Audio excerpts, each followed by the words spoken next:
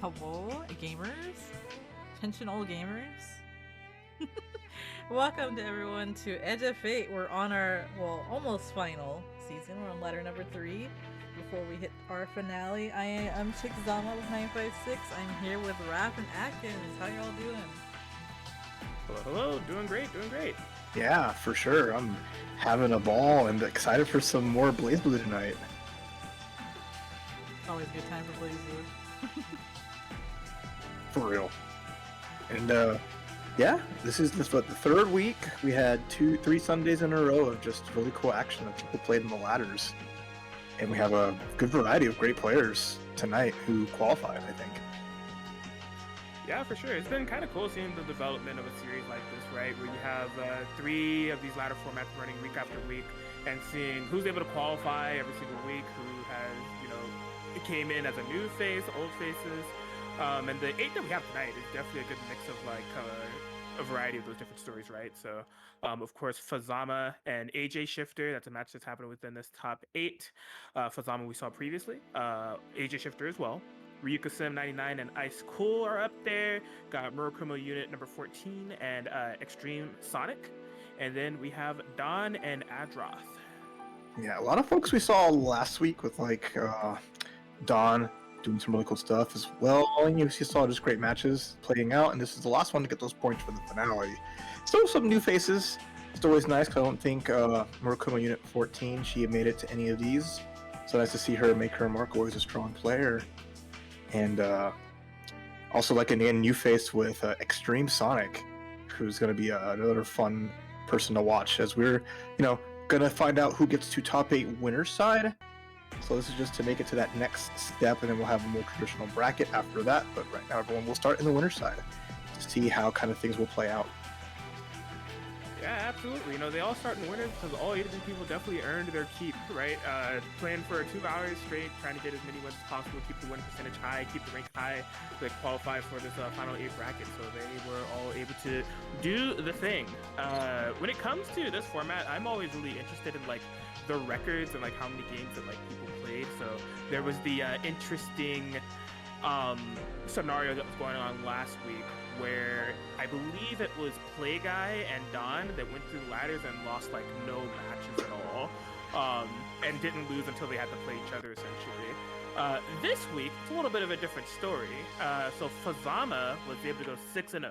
Fazama didn't lose any matches at all. But I noticed that Don and Murakumo Unit were both 7-1.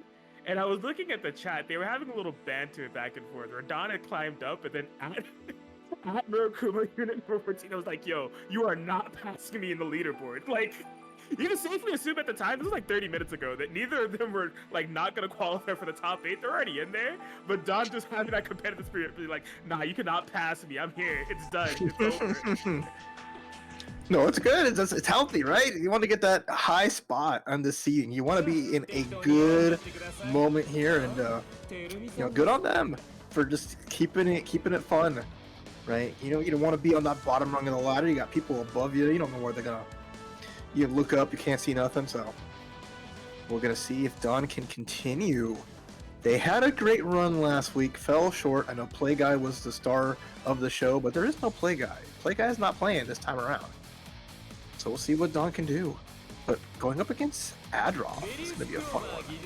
Because Adroth has just always been a titan with that Susan O consistently. One of the best players I've seen compete time and time again. Yep, absolutely. Adroth have some Susanoo representation within this top 8. A couple of Susanoo players in here. Another thing worth mentioning, so these two actually did play within the ladder. Don was able to take initiative. That's the cool thing about this format. You can get your run back, especially when it matters most. Here in the top 8 of any stage, you so first instantaneously here from Adroth in the opening seconds. I get it. Early burst, everyone kind of goes for that, especially against a character that's all momentum, like Relius. And now you just see kind of patience from both sides, defense being the name of the game until someone gets that one hit, gets that party going. We're blocking 2 Cs, we're avoiding 2 Cs because those are the party starters. So much of the burden is on defense, trying to avoid the very depleted purple throw. Oh my god. Good case scenario. You get the super, you get a lot of the gauge back, so now yeah, I'm gonna summon the wifey. Force a good block, and Adolf just kind of hasn't really pressed a single button outside of a barrier. Oh my god, it's the time where they do try to get out of the pressure. Wifey holds me down. Yeah, Don doesn't have it for all that it is worth Atrox trying to find an opportunity again. Uh-oh. So that's, the win condition against Susanoo, is don't let them play the game. Don't let them get unlocks. Don't let them get started, because once they get started, here we go. You don't have a burst. There's a lot of bar on Adroth's side. He's starting to get those spells unlocked too, and that's just like, what is he gonna do, guys? You got a counter assault, that's nice. You need to find that hit against Susanoo with all this bar. That should be the round, no problem. What a turnaround. Adroth taking this away. Oh my gosh, Adroth. What a crazy first round for us to open up here with Edge of Fate. Literally had been on a defensive back end for about 40 seconds straight, right? Adroth just continuing to turn defensively. Found that one opportunity to make it all come together. It's so impressive. Yeah, you think it's so easy? Oh yeah, just keep Susan, big body, put pressure on. Don't let him get spells. It's not gonna be scary. Oops, he hit me once. Oops, I lost the game. It's one of those just you can get one of those memes of just that round, but as soon as Adroth got a hit, it just cuts to the KO. I love those moves. Never felt gonna chuck a lot of these. Okay, nice. Empty blue. Classic little mix-up. And just keeping it moving with good damage. Nice knockdown. Plenty of gauge here. Just to make some mix-ups, and yeah, gonna find a hit. Didn't convert all the way, but get the throw. Okay. Yeah, no confirmation. Adroth able to check out of the corner. Oh, big hit find here for Adroth to be canceling into OD. Huge. Back to knockdown. Oh, the tick pressure. Gonna be able to find a throw for this. Adroth, again, right on the edge of defeat. Corner pressure being, implemented there from Don. Oh, but he just hit it before! He thought he'd get something! Instead, Don should be able to finish this round. No, never mind! Oh, never freaking mind! I understand! I've been there! The round was yours! You need to reclaim what was rightfully going in your favor! Can't kill off this, though. Can't kill off that, though. Pixel's life and nice avoidance. Saw the didn't even have the meter to RC. It was just a beautiful call out on Susanoo uppercut. And holy shit. Nope, sorry. I understand though. I understand how that came out. Adroth, emotionally, you gotta keep it together at this point. That was such a heartbreak of a round to go down, but now you see Don taking full advantage of it. Adroth committed to that burst. You don't have that as an escape option going into this round 3. You can have a good ideas, get the bar up as you can. Oh, gets out of the corner. That might be a saving grace here, but Don with the big lead as like last time. Again, it's the same rules. Watch out as Adroth is waiting for that one shot. He's gonna go for OD instead. Gets the 2C. Oh, here it goes. Keenan and Kel style. Okay. Pick up. This is just the name of the game here for Adroth. He's looking for that one singular opportunity to get things started. Snowball the way to the finish. Check out of the corner here from Don. Pretty massive. Oh, the big catch. Caught tech rolling, and now big backdash counter assault. Has the burst and overdrive with the chase down? Okay, we're down to the same life. Next hit wins, essentially. Although Don does have a burst. Jeez, look at Adroth taking away, trying to find these closing hits. Okay, Don able to pull up the wife. Happy wife, happy wife. Full conversion, no burst. Oh, yeah! I thought it was going to be a conversion with OD, but it goes too funky. No way. Oh, rapid cancel, because it's quite hard to confirm, but keep the pressure going. Adroth, please! Yo, what? Don with no life. Spot to 1. I can't believe. Just in between all that pressure, the small little gap denied by a man twirling in place. Oh my god, what presence of mind. Just absolute stalwart and the strength of will on the side of Don. Incredible. Man, what type of willpower and like masochist energy do you need to have if you're Adroth in this position right now, right? Like the way this matchup has been running, Dawn completely dictates the pace for like 30 seconds. And Adroth finds like a crumb, a window of opportunity, like, it's my time, now or never. One time they were able to activate on it, the other 2 times just fell just short, and now you have to win 2 games straight. Like, this is, the life that Adroth lives is not one that I envy, because my gosh. It's the stress of being in a great player in the top 8 against all the good players. Nice scoop out of this guy. Gets the throw counter too. And catching him back, getting a forward tech. Adroth with the early lead this time. Instead of having to work from a come from behind victory, actually. Looking good here, has resources. Couldn't get the knockdown or get the super to finish, and now we're back to this game of cat and mouse, but nice, just chunky hit into chunky damage. Good stuff. Yeah, if you're Adroth, you need a round like that, right? Just to show that you're in it. You could have some momentum-heavy rounds of your own. Okay, looking out. A little more of the full screen game. Here comes Dawn. Careful.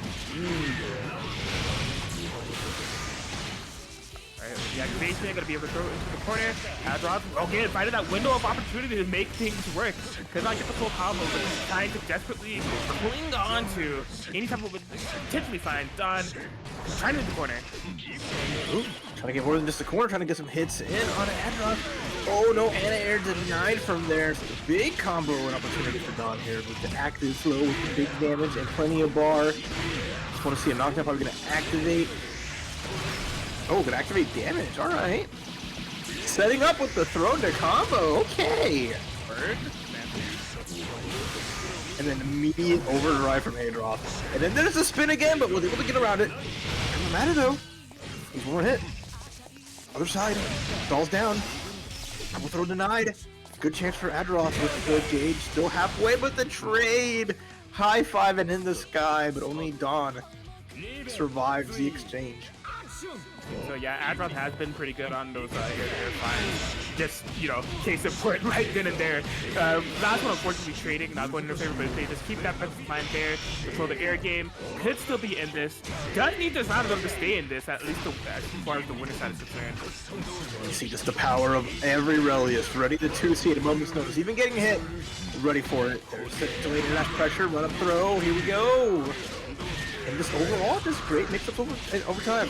Knowing that even with uppercut available for Adroth, like, okay, cool, you used it, you lost your meter. You gotta hold this mix-up again, so just the spacing that allows to put pressure and not overextend. And now Dawn going in, overdrive, activate, enough for the finish. Gonna spend that bar, spend that cash, and make themselves sit pretty in top 8. Wait a minute, it's life, hold on. Unless. Nah, the beautiful dude to finish it off, yep. I'm with it. Rough stuff there from Adroth. I admire the heart, the tenacity of playing it out and keeping it close, but could not get Dawn in the run back. Dawn will be advancing 2-0 over Adroth within the Edge Fate top 8. Looking as good as ever with that Relius Clover, right? I mean, Dawn has been within all weeks of the Edge of Fate ladder series and has finished top 3 in all of them thus far. So I gotta imagine that they're hungry for another top 3 finish, but if I know anything about Dawn, they want the dub. They want the first place finish for the last one. That's right. They're gonna sit in a good spot all throughout. That they have, you know, birth in top 8 winner side this week, and how much good they had runs. Excited to see where they sit in the finals, but you know, you want to get as many points as you can so they can be top of the ladder, ready to go. And they have some other results. Looks like Ice Cool over Yukasim 2-1, and then Murakuma Unit 14 takes it over Extreme Sonic. So both those players sent to loser side. We are waiting for the results of AJ Shifter versus Fuzama, and we know that Adroth will be going down to fight either Ryukasim. Let's see, they're going to fight Extreme Sonic. Neato, yeah. Interested to see how this bracket shapes up. Something else that's like worth mentioning, right? The culmination of all of this is the season finale that's going to be happening next Sunday over here at 956 Productions. Shout out to them one time for putting this on. There are some players that are already invited to the finals, some of which are actually within this bracket, so maybe just getting some practice. But the full list of the invited players, you can check it out on Twitter. AJ Shifter, Dark One, Don, Fazama, Ice Cool, It's Matt QSG, Killakovi's, Master Squidward, Moblin, Omniscythe, Play Guy, Ryuka799, and Zen. So, yeah, interesting that, like, you know, there's definitely some players that I named in there that are within this bracket. You know, Don, AJ Shifter, and Fazama. So, it could be a matter of just keeping the grind going, you know, making sure that you're still hot. That, like, by the time that July 16th comes around, you still have the CF energy flowing through your veins, but also a good opportunity to get some data of, like, what you need to work on within this next coming week when the season finally comes around. Who's giving you some trouble? Maybe something that you need to lab matchup wise. Like, it's interesting stuff. Yeah, for sure, for sure. Always cool to see all of BBC North American BBCF's finest continuing to just grind it out, play it out, and have a good time, because we got a lot of cool stuff on the horizon, you know, with many other awesome online events queued up. We have Evo, right? So just Blazblue is going to be sitting pretty and doing great stuff. Anything you're particularly looking forward to for BBCF this coming second half of the year? Oh man, I mean, like, you've already mentioned Evo. Evo is just, like, obviously just even beyond BBCF going to be an insane big, like, I can't even, like, find the words to describe what this year's Evo is going to be. I'm extremely hyped for that, and it's cool to see that CF has made it within the side tournament realm. Of course, CEO Otaku, you know, that's going to be where I'm going to be headed to next after Evo, one of my favorite tournaments going on. But yeah, I know there's also what Chikama was telling us about, some cool stuff happening for CF on the online side of things. So I know that there's some slides for those events. If you're interested in seeing what's going on in the online realm, what's going on, Chikama? Yes, we actually have, if you can see on the screen right now, we have Summer Clash coming up July 22nd. That's going to be really hype. This is actually FFF's, like, final swan song. These are the last two tournaments. So definitely check them out. Kasha and Final, always putting on good events. We also have the finale, Central Clash finale in August. And we have a bunch of, like, the highest tier players lined up to compete in their invitational. So it's definitely going to be hype, so check that out as soon.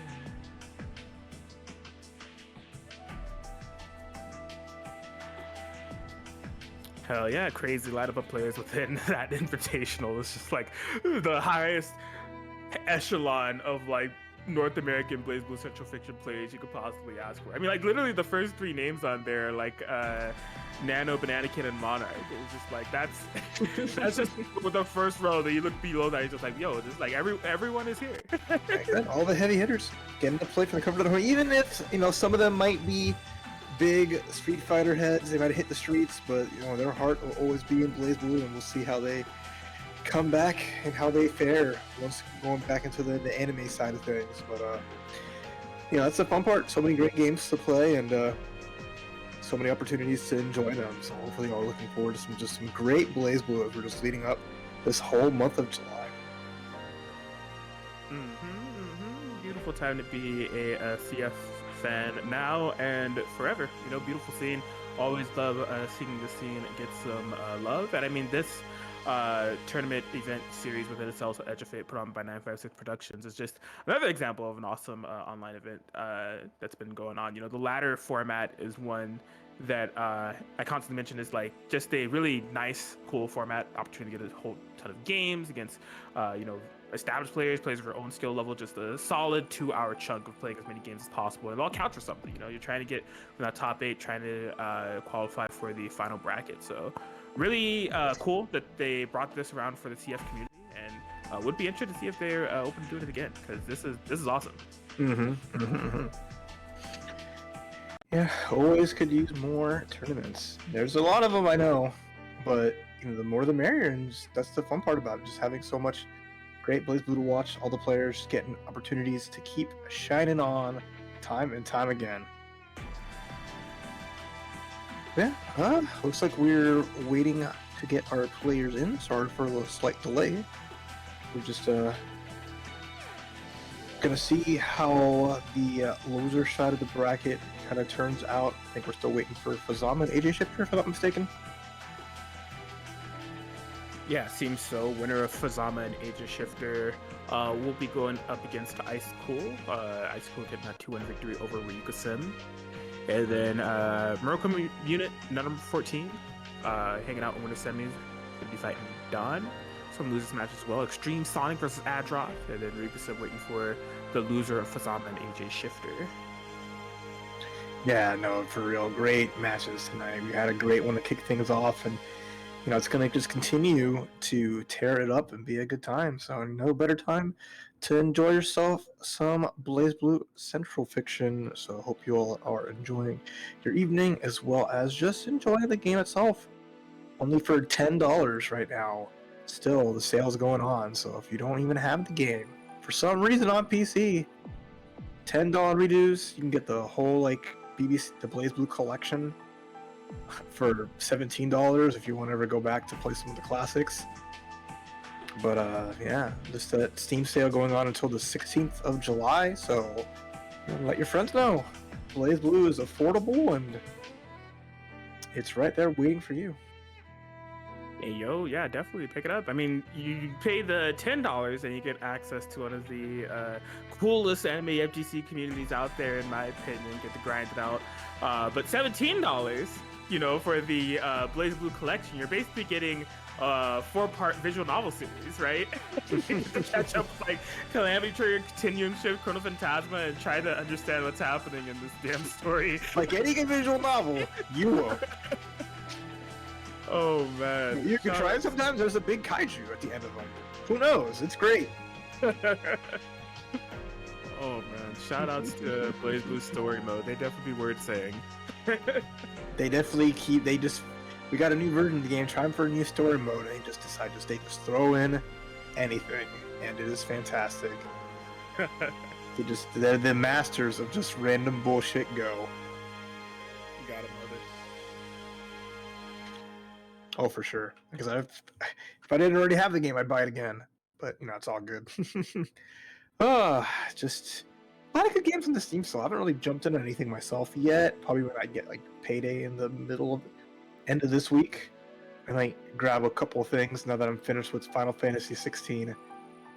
I have free time again because I think all of my free time was either commentating events or playing FF16, which is was not a bad way to spend time, but damn it if my whole weekend didn't just go to RPG World. But it'd be like that. I know you had a comfy and lazy weekend yourself, though, Atkins, which is always nice. Glad you're taking care of yourself. Absolutely. I've been big chilling, getting good amount of Street Fighter 6 games, good amount of Idol Showdown games, just relaxing. It's been great. No, that's good. We can hope for enjoying the weekend to the most of it. July to me is the quiet before the storm, so I am so far enjoying it because I know that you said yourself will be at EVO, I'll be at EVO, Chixama will be at EVO, as they are one of the TOs. They'll be running Blazblue at EVO proper, so make sure you enter there and let them direct you and call your matches and all that fun stuff. So I'm not entering anything this year. I'm just gonna go for the enjoyment part of it. I mean, yeah, of course I applied for commentary, but I don't know anything on that front. So at the very least, I do enjoy my time in Vegas because that place is ridiculous. I want to go to the Dome. I want to check that out. I think that's my number one stop is to check out the freaking Dome. Sorry, I keep cursing. I've been playing too much Final Fantasy 16. I too want to start the Osmo raid too. Yeah, that's gonna be sick. Wait, are you talking about that LED dome thing? Yeah, they just released, or they unveiled it a couple of weeks ago, and it looks like literally just Ozma from Final Fantasy 14. They did 4th of July fireworks show on it. They had it looked like the giant basketball. They made it had the Earth in real time, which looked fantastic. And inside is just as crazy too. Inside has the same kind of screens, and it's gonna be for esports, concerts. They say I was reading up on it, and it's just this dude. The guy who owns it is a guy who owns Madison Square Garden, and he's basically a billionaire whose dad gave him his fortune, and the way he's spending the fortune is these crazy projects. His dream is Fear. At least it's interesting. Like, it's an interesting way to go about your money, at least. That's how a Final Fantasy villain is though. That's literally like, I have all the money and power in the world. Time to create the sphere. I know there were a lot of meme edits and like QRTs of that orb sphere. Kevin Ha, if I'm not mistaken, made one that had like the Marvel vs. Capcom 2 character select on it. Yeah. That was really good. Oh man, EVO 2025, please. I need that. Marvel vs. Capcom 2 throwback tournament, have that with the Marvel 2 music blasting in the street. Oh my god, it's a whole vibe.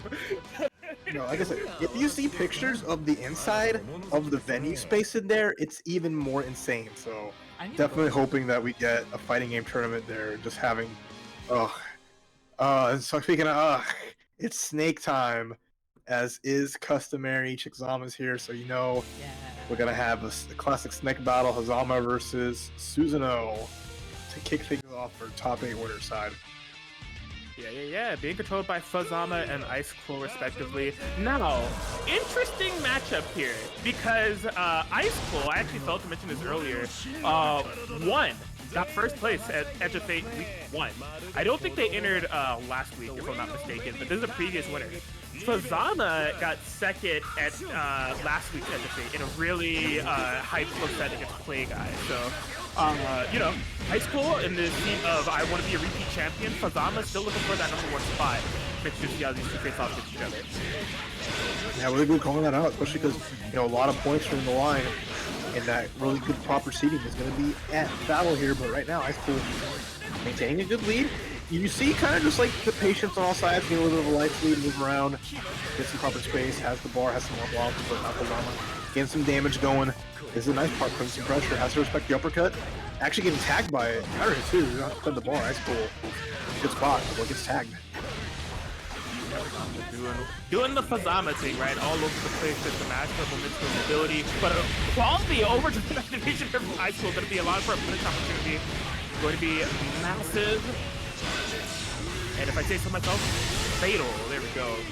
All right, and that's the power of Susanoo, right? They get a little bit of things going, unlock some fails, get that stuff grooving, and as soon as they get that clean hit and they don't even kill, especially someone like Ice Cool, they will finish the job.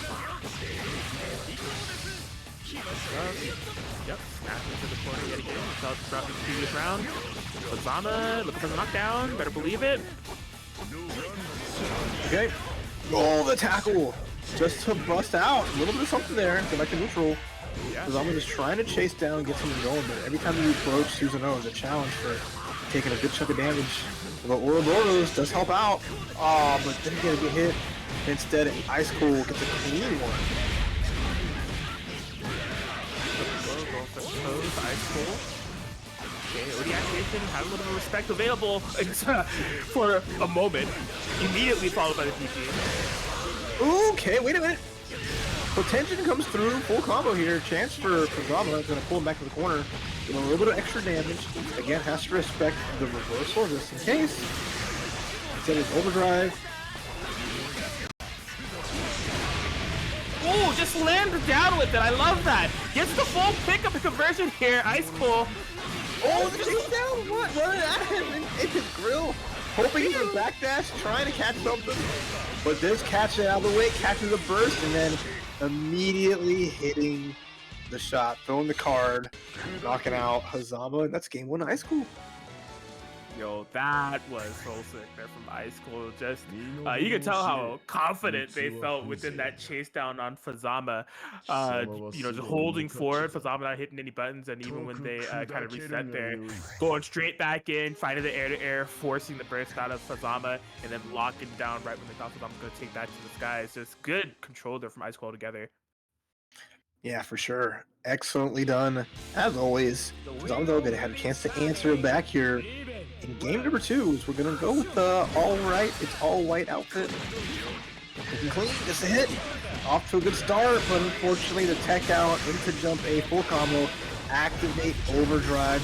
We're gonna unlock a lot of stuff. Although it doesn't get the full combo, it goes through, dropping things left and right. Yeah, pretty unfortunate drop there from Ice Cool altogether, right? Because they spent an overdrive resource for that, wasn't really able to get the full utilization of it. Back up against the wall, but just because I'm out of space with me, I'm not out of options. DP. Oh, wait a minute. Nice 2C counter to pick up. I like that. Gets the air dash, gets the pullback corner, and now just more damage. Cool beat combo. Okay though. Doesn't get the knockdown either, but it's still a good spot for Fazama. He's gonna get the RC extension. He's gonna go for a simple finish, knockdown into the corner. Yeah, great grab from Fazama.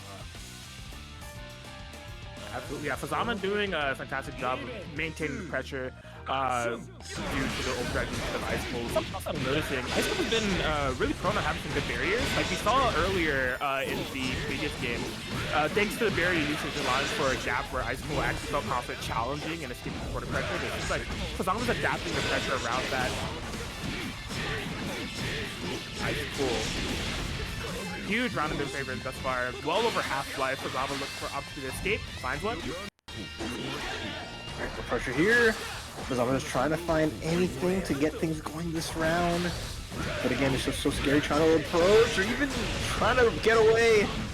Ice Cool finds a clean hit into the full combo. Plenty of resources to see if they spend it here. Another target from DP. No, opposite just get hit by counter assault. Put more pressure on him for the one hit. DP actually gets punished that time.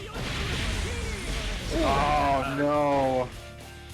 I think the jail into the low. Zama may be hoping that they weren't going to be on the ground. I think he's still up back, but now it's match point. That's cool. Okay, poking. Punishing the landing. Ice Cool. Yeah, definitely fishing for these massive hits. Bring pain to Fazama. That move always puts your opponent in the corner even if your back's against it. Nice! Gets the overhead that time. Shizama just basically able to go normal sequences, hit just the simple set play. Goes for the low that time. It's a Hotenjin. I like it. There's no burst yet available, so potential for big damage, but unfortunately the drop and the counter assault is going to let Ice Cool out of jail. Okay. Trying to cling on. Oh, okay, OD activation. Not enough recovery in order to guarantee a punish up from Fazama. Ice Cool with the phenomenal air-to-air hit. Side swap. Check on the throw from Fazama. Alright, oh, Corsi! Or sorry, Stancy getting punished. Interesting turn of events for Fazama. Not really big committal. Oh, they tried to reach to get dunked on last chance burst. They need at least 2 good hits here. But instead, it's too far for the command grab. You see Hazama just reaching for nothing. And Ice Cool takes advantage of it, gets a clean win, and finishes the job 2-0. There it is. Ice Cool going to be headed to the winners finals. Susanoo specialist over here, looking as clean as always. Ice Cool just has such a depth of knowledge within this game. We've been seeing them dominate North American tournaments, or just having a solid placement within them for the past couple of years now. So it's just cool to see them within this Edge of Fate Week 3, still tearing it up. Again, looking for their second Edge of Fate ladder victory here tonight to set them up nice and pretty for that season finale. Yeah, for sure. Excellently done, and just maintaining their reign of terror. Looking to try to aim to be the top person for the finale in terms of seeding and points. So, in a good spot to do it. The night is still young, and we still have plenty more matches to go, as we're going to get our next one in just a moment, as Murakumo Unit 14 will be going up against Dawn in Aurelius versus Lambda, or sorry, not Lambda, excuse me. Gonna go against Moo.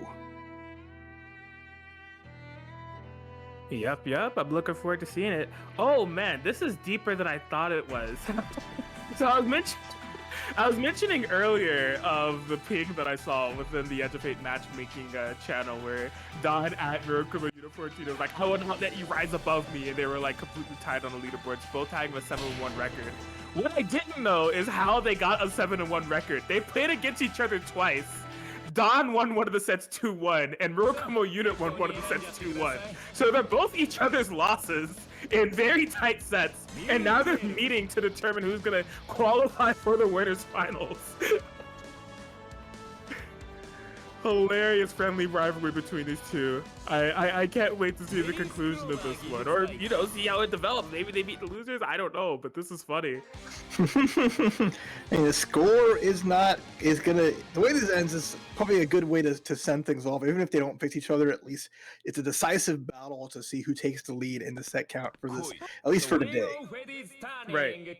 All right, so let's go. Relius versus Moo. It's gonna be an interesting one already because Dawn starting the aggressor. You know, not wanting to let Mercury get at 14 get her space. So early burst, yeah, gonna get a hit on the backdash. Kind of a classic call out, knowing that any Murakumo unit backdash is gonna pretty much come out most of the time on defense. Even though Moo has that DP, so it can get her out of trouble too, just in case. A lot of options on wake up compared to like Relius, who has to either block it out, counter assault, or hope with a spin.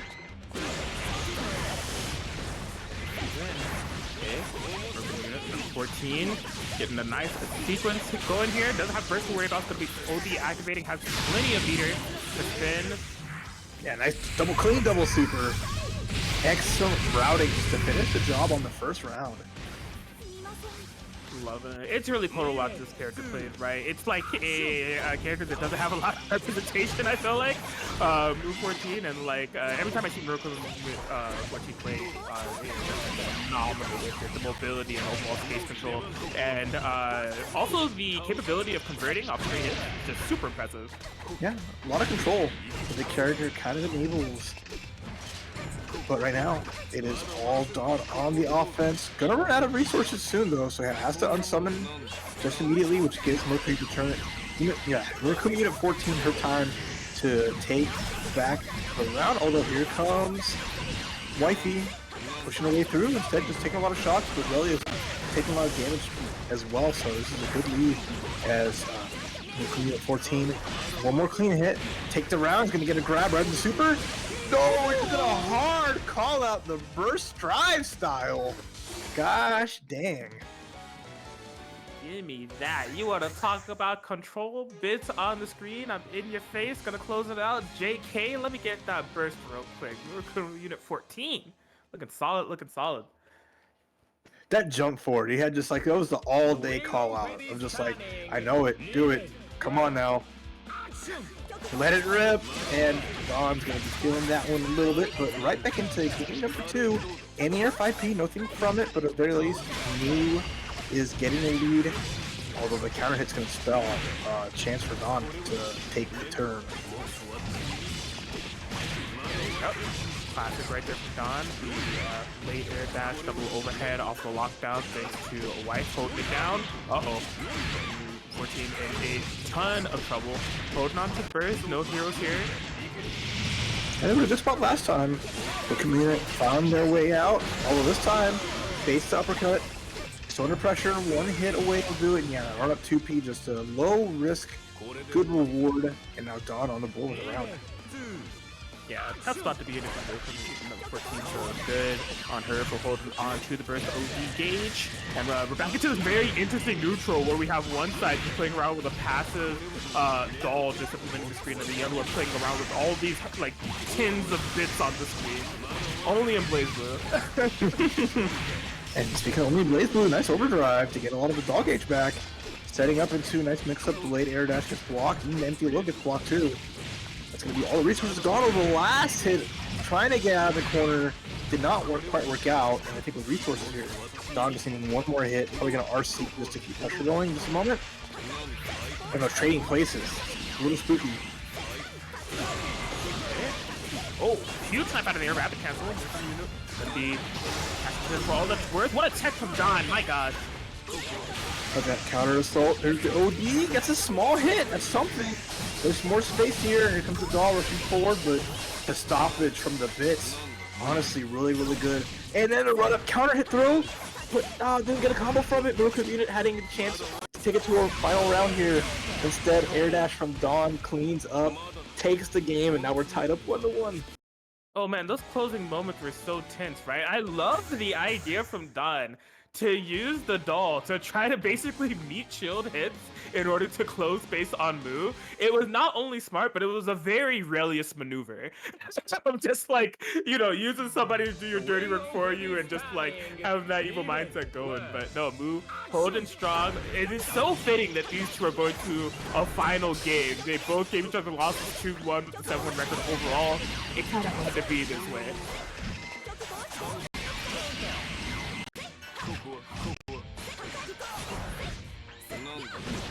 Move. A little more aggressive this time. Finds the overhead. And just taking the fight to Dawn. Courtesy of the bits. Amplifying the pressure. Okay. Huge corner carry. Alright, first out. Dawn holding the bird for that long, but instead it's going to be a 2A. Gets a clean hit on the approach, and now they have Mu controlling a little bit of everything here. Should have enough resources, I think. With the super, yeah. Should be able to do it, no problem. We're going to take a final round, or take it to the round 2 match point for Murakami unit number 14. She is one away from putting Dawn in the loser's bracket and taking the lead in their sets for tonight. Right. Dawn, away. Good defense. Nice up quick hit that they'll be able to find. Open up a little bit of offensive time of their own. Because again, Murakami number 14. Taking a fight to Dawn, not being afraid. Trying to establish some of this for themselves, but not. What a counter confirm with that 2C, the air dash. Big damage. Are we gonna get a perfect right back? Is this the timeline we're living in? Here comes the super to put the pressure. DP comes out. Nice escape with the clash. Perfect denied. Doll is falling the wrong way. Now, Elias in the corner. No burst yet. No counter assault. Yo, good and air dash. Yeah, you can't see that with the bits covering you up too. Spooky. My God, it's a, you know, visual obstructor also allowing for, you know, passive hits being put on the screen. You see Dawn utilizing the doll. Whoa! Man, from downtown, air dash and just believed. And that was moves like overdrive into neutral jump into Scott. God, this is as good of a situation you could hope for Dawn, because both players now with no burst. Overdrive not even a factor either, although Dawn gets a clean hit. He's getting much more from it. And now we're just kind of trading blows left and right. Yeah, we see this insane neutral game that's going on here. I can't believe you were ready to block that. Alright. More pressure. Clean hit. Start. Summons.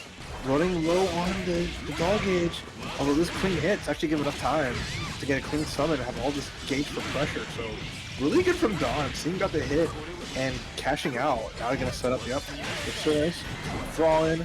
Force the counter assault out. Yeah, just using that cross-up kick.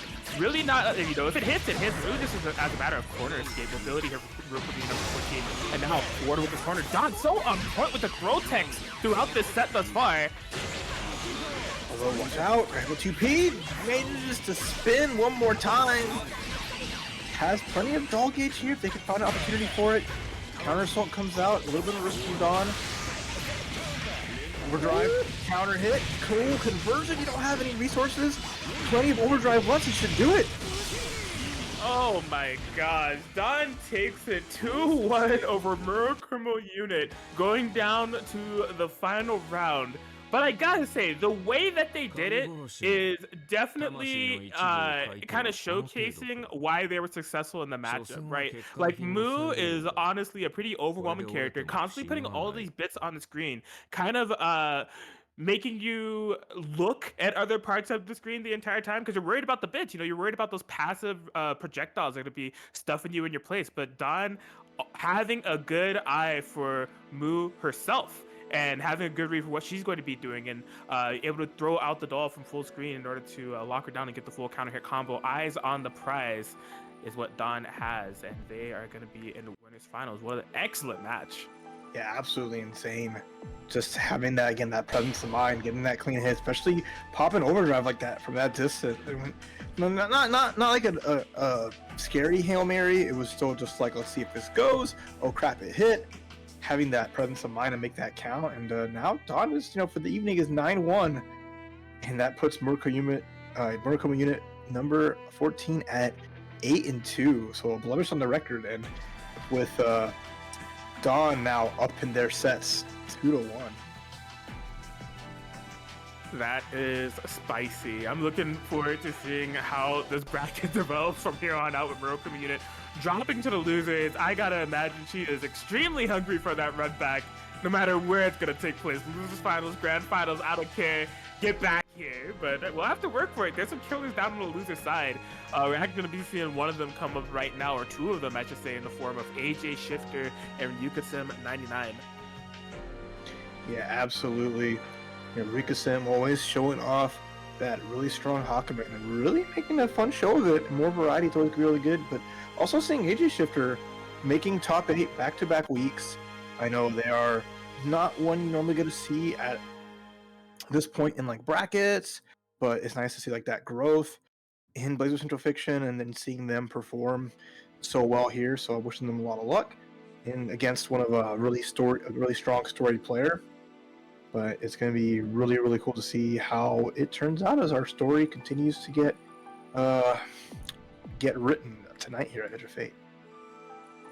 Absolutely, yeah. We saw AJ Shifter last week, right? And it was really, really cool to see them play. If I'm not mistaken, they played new V13. Mm-hmm.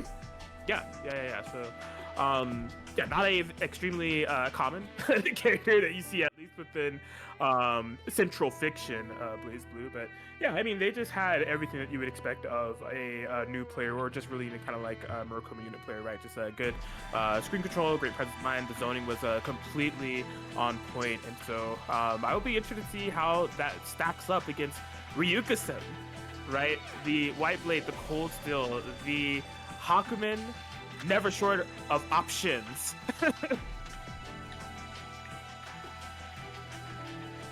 So we'll see what options they'll have here as we're going to have our match in just a moment. Ryukasim is in the lobby waiting for AJ Shifter to grace us with their presence, and we'll get things going.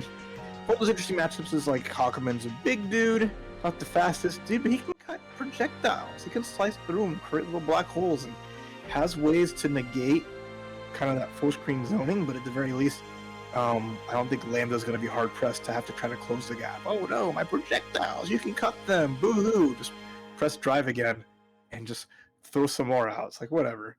I don't have to approach anyway either, so shouldn't deter, but so we'll see how that kind of plays out between the two as Ryukasim is just going to be trying to force their way to navigate forward and close the gap. Yeah, indeed. A tell as old as time. You know, that's an interaction that's been happening for over a decade now, so...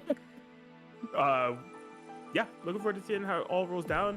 Check in the chat here. I see Shib putting an exclamation point Match Reno in there. Of course, if you haven't already, take some time, hit that Match Reno link. There are codes. There's like 38 of them. I mean, I'm kind of hypocritical because I haven't even claimed my code. I'm going to be doing that right now, but I can let you know how fast it is. I have done it. Just in the time that I mentioned it, hit the link. You see it took me like 10 seconds. You can take those 10 seconds right now before the round even starts. Before they say Rebel 1 action, hit that Match Reno code, claim code, and get the free 25 cents to the pot. We greatly appreciate you. Absolutely appreciate all of you so much. If you're playing in top 8, if you're just chilling and watching, y'all are awesome. Now we're gonna begin a heavy hitting match. Been the loser side. This is to stay alive in the bracket. Let's go. Ryukasim versus AJ Shifter. Ryukasim immediately dashed forward, trying to get a low, get a little open up here, and now just finding ways to close the gap against AJ Shifter without a problem so far. The anti-air comes out, side swap, but the wake up counter denying the 5C. AJ Shifter's getting out of the corner again. It's just a game of getting away from Hakumen and having some space. Yep, absolutely. You see Ryukasim, exactly what you were kind of outlining, right? Trying to slash those projectiles. You see them going for a ton of slashes. Not all of them are meant to make contact with you. Some of them are just at a full speed distance trying to predict. Oh, that was a really unfortunate interaction. Just thought the ulti would give them enough info in order to get the punish. AJ Shifter will be able to take advantage of that. Yeah, it's gonna just let it rock. With the EA, it immediately just throws out the super, getting tagged by it. Ryukasim gonna take a chunk of damage. Not gonna be enough to finish the job yet. AJ just needs to get one hit, close her chip, can run away. Be careful, still get swatted because it's a full powered Hakumen. Yeah, there we go. Yeah. Hilarious kind of activation of the negative penalty there for AJ Shifter. There was that much runaway where the game was saying stop. But no need to, you know, AJ Shifter just looking for that last bit of damage, has had phenomenal space control, just putting up a minefield of, you know, slashes that Rikusim cannot navigate around, and just having the ability to tout with it as well. Again, AJ Shifter in a good spot. Mid-screen, plenty of projectiles to throw out. Full kit of swords and blades. But Rikusim finds a hit, gets conversion, go to the corner. Oh, maybe try to catch AJ falling down, but it gets caught. It's a solid damage into the corner, knockdown, all the space again for AJ to back it up. Oh, there it is. Get me out of here. That's going to be a massive lead straight into another super huge here for Rikusim. Yeah, solid overdrive. No respect against it. Yukikaze, big time damage. Especially the overdrive version. Crazy Rikusim just tie things up, looking split. Now we're down to a final round of the first game. Alright, good start here for AJ Shifter. Yeah, looking for that good game. Having the overhead block on deck, but has not found a way out of this corner quite yet. AJ Shifter go. And just repeat pressure, meaties almost getting countered. None of them work out. AJ Shifter gets the grab. Let's see what they got for throw combos. Got the pinwheel. Almost had the full extension. A little bit of respect to wait for a counter, but instead gets blessed by the overhead. Rikusim trying to tie up this life, catch the backdash, no full combo though. AJ Shifter really, I was going to say, believing in the defense here, not spending any OD or burst. Finally utilizing it, but now back up against the wall, looking for... Whoa, that was a really smart rapid cancel. Genius. Yeah, saw opportunity, got the hit, and got the game because of it. And Rikusim trying to avoid it, that super jump, if it was just a little bit higher, maybe he wouldn't able to avoid the super and land and get a punish. He doesn't want to let the RC rock, but unfortunately just could not escape. And AJ Shifter with the lead here and taking the first game. Interesting. Yeah, I love that there from AJ Shifter. I was getting a little bit concerned, right? That burst usage, back was up against the wall. I didn't know what AJ was cooking, but that distortion with rapid cancel on the side serving double purpose. On hit, you're dead. On block, to lock you down, find a way. AJ Shifter is so solid with this new. Yeah, opportunities with anti-airs looking good here. It's like Rikusim was trying to find a mistake and maybe get something huge from it. Instead, at least keeping AJ in the corner, gets the overhead, which has been guaranteed damage so far. No one's blocking that yet. Yeah, what a starter to get hit by. That's such hot with the DC 4K. But AJ Shifter, side swap, loving it. Just could not quite find the... what a response. Just stop. So that was kind of kooky, right? It was, hey, you're not going to meet me because I have a drive. So I'm just going to wake up to overhead and it worked out. I'm with it. Hey, you want to show me respect? Fine, I'll take that. Any day of the week. Big steppy. More pressure, it's a 2A, it's a full combo, forced to burst out. For AJ, it's all Rikusim though. As they're just inching their way forward and finding good damage all throughout. Yeah, oh my gosh, yeah, Rikusim finding one of those slashes on the projectiles from a neutral basis, so creating that black hole. You see how significant that is, right? Because the black hole was just there, it kind of nullified a lot of the space that AJ Shifter can cover, because if you throw a projectile in there, it's just going to get absorbed up. You know, that's not something that you have to worry about, so, yeah. Rikusim, solid response. You're kind of seeing, like, the dichotomy in this matchup of, like, you know, AJ Shifter was able to tag a couple of projectiles, a couple of drive buttons here and there, but the damage is just not going to be there. All it takes is a couple of big slashes, a couple of big calls from Rikusim to bring things in the Hakumen favor. So, last round between these two. Yeah, great stuff for both these players. We're going to go on and get some big steps. Again, just foot on face, the counter big combo. Again, it's so good. Might as well just keep letting it rock. You keep getting hits, get the knockdown. Going to do a drive that time? No. Opted to go for the overdrive, did not work out, and not really able to chance this damage and get your space.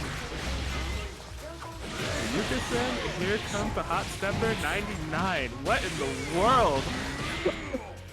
All that was so well executed.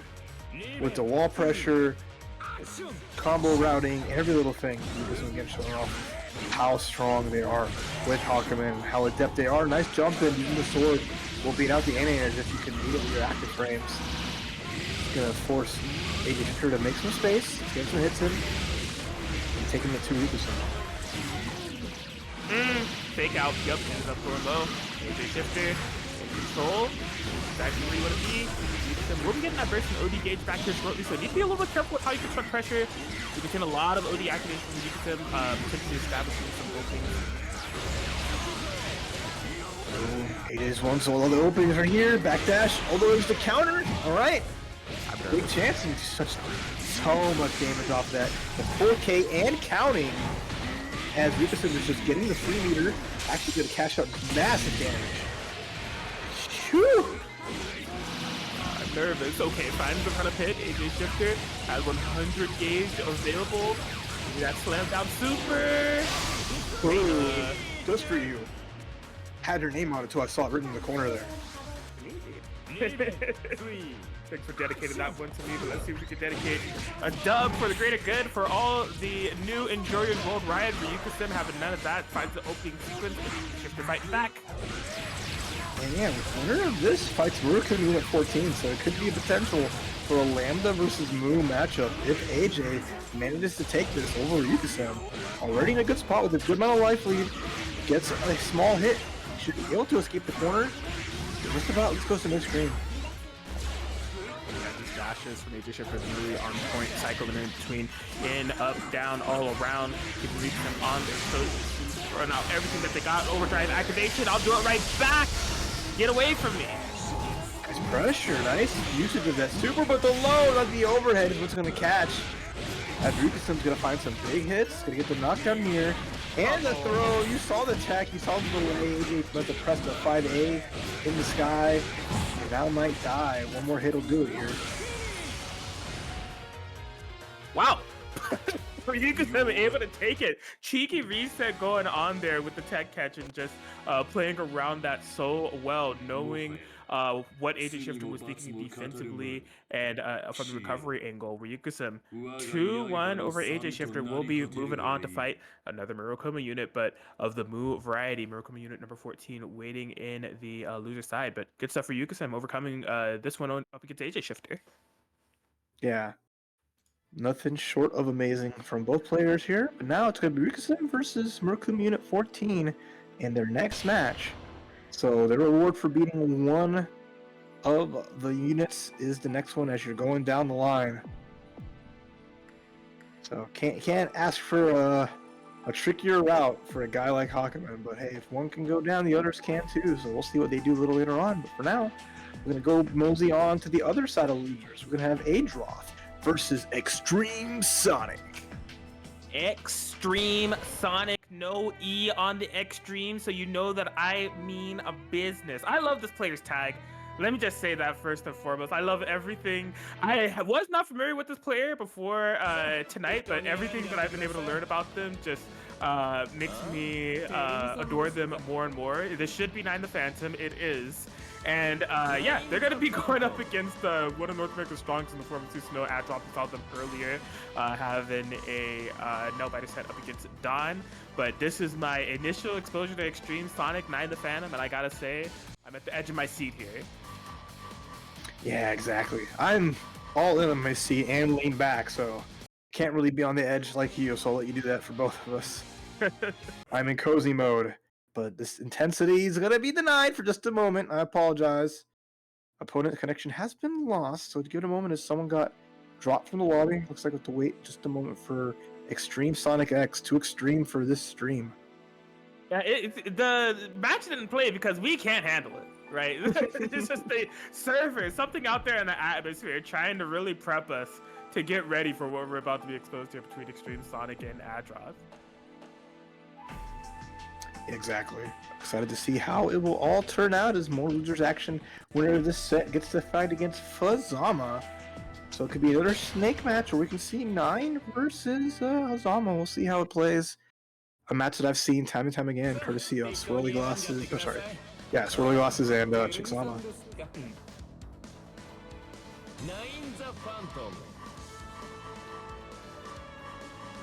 Looks like we're back in and getting things set up. Continuum, Pandora Tears. Oh, we really scrolling. What are we looking for? Yeah, we got a lot of songs. I get it. We got all the titles. Take a look like, what am I feeling like? You're just thumbing through all the albums in the record store, like we used to do, as was the style at the times.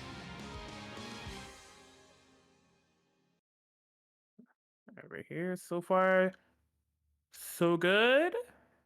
So good. There we go. Little dramaticness to add on to the festivities here.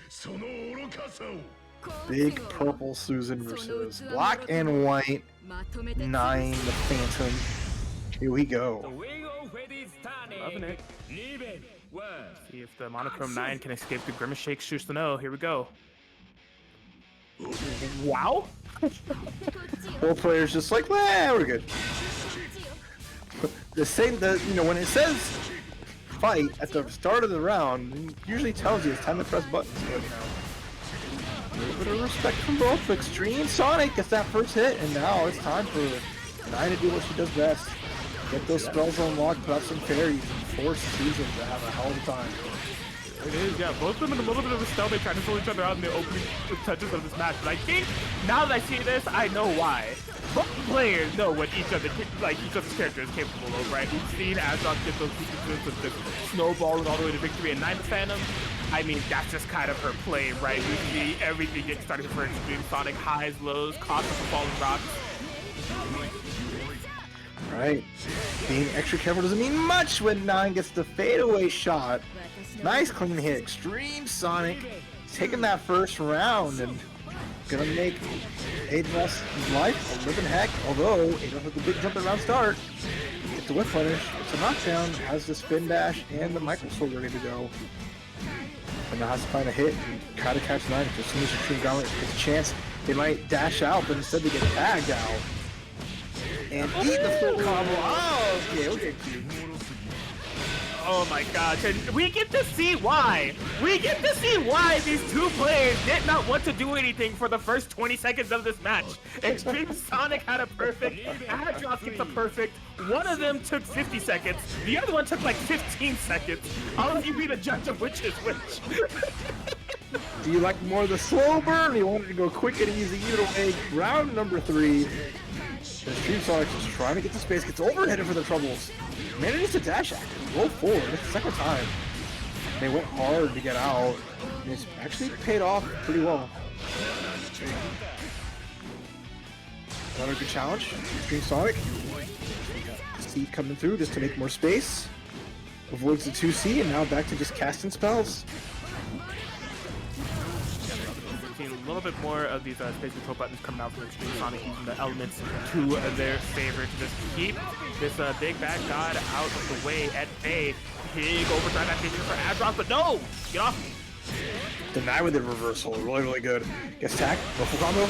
Adolf didn't believe, instead takes the burst from Extreme Sonic. Now we're down to the wire here in the third round of game number 1. Drops the rock, gets a clean hit. Fatal Rabbit? Oh my goodness! A little bit sloppy left and right. Adros will hold this meter. Might just look to close it out next to it. Oh, does spin the reversal regardless. Okay, Extreme Sonic doesn't have that life lead, so not playing from as comfy cozy as the full screen position as they were previously. 20 seconds on the clock. Actually, needs to be a little bit careful. And a huge risk into Astral finish! Your counter assault is mine! I understand it is Adros, right? Just with the way that the round was timing down, how Adros had to work their way in, just finding that last hit, having the 100-meter available, and says, you know what? Let me gloat a bit. Let me really, make a statement here. I earned this first game. Grah. Hey, pushing forward and making it count.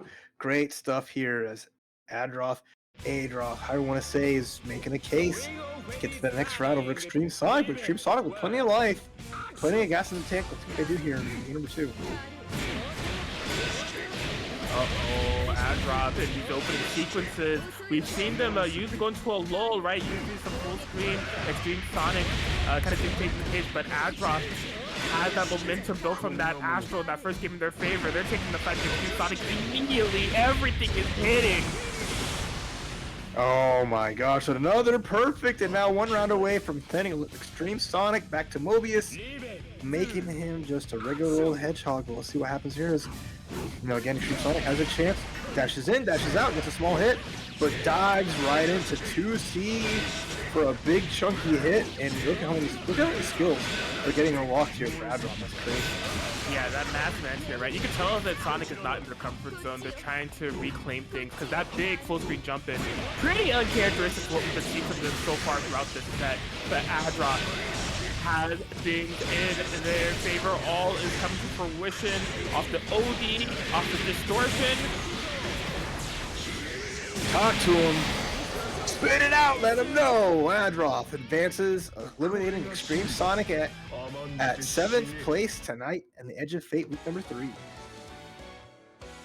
There it is. Good stuff to Extreme Sonic. You didn't disappoint me. There's no way you could have disappointed me with a name like that. And playing 9 to Phantom, I'm going to be on the lookout for you for CF brackets from here on out.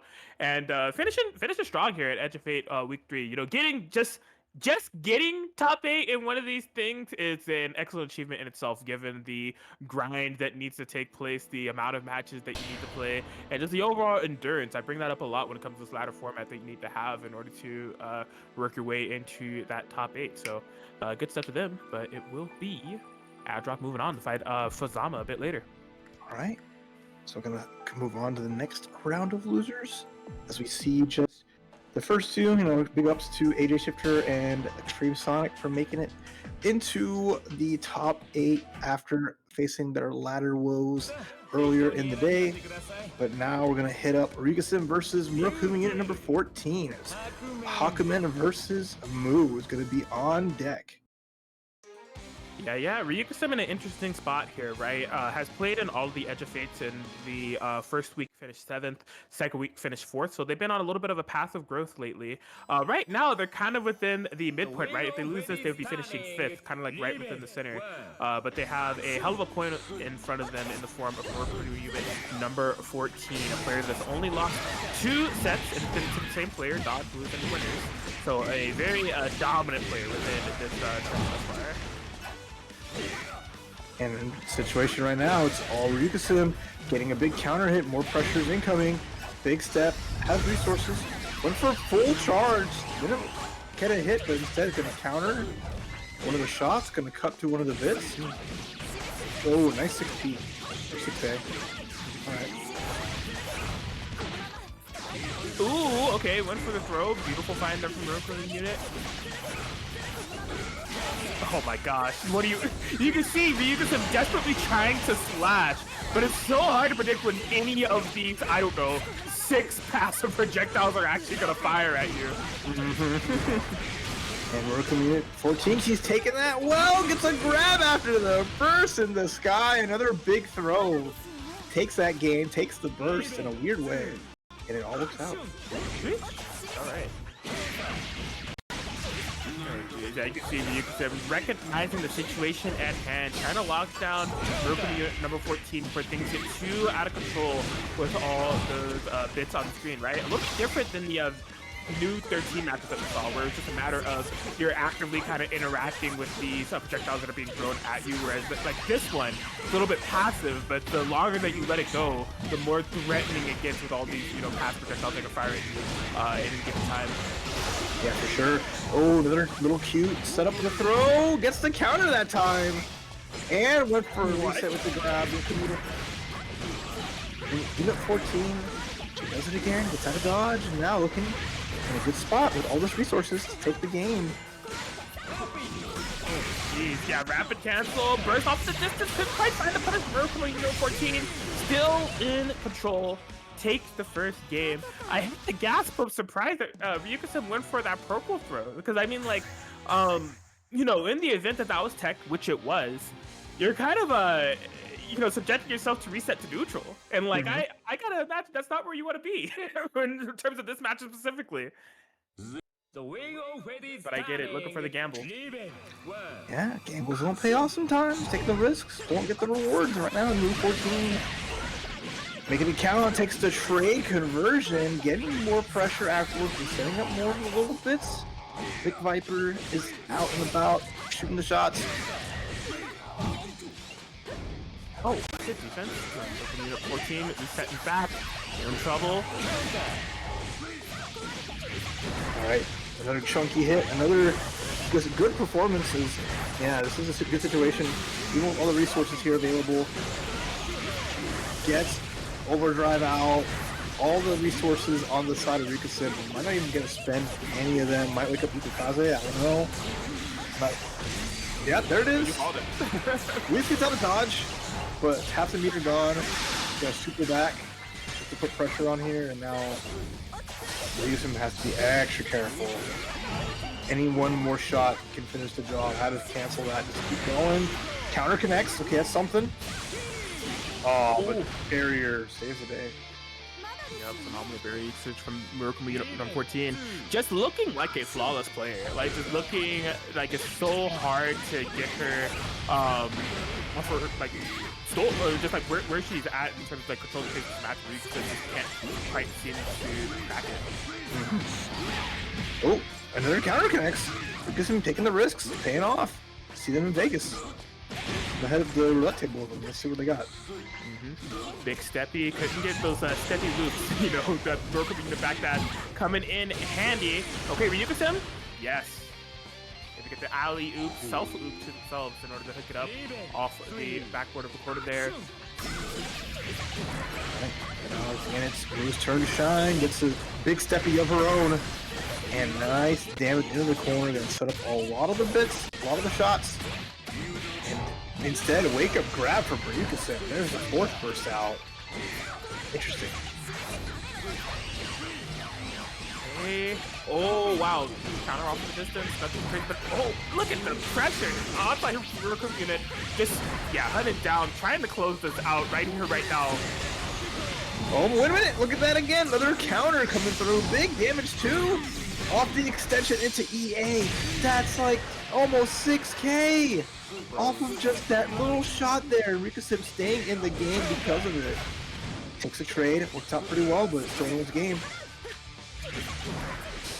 Oh boy, barrier usage out the air. Oh, what a tech on the air throw from Miracle Unit. Oh, clean hit. Doesn't get the full conversion though. Runs away to get that space again. Can't get tagged either player. A small throw coming in.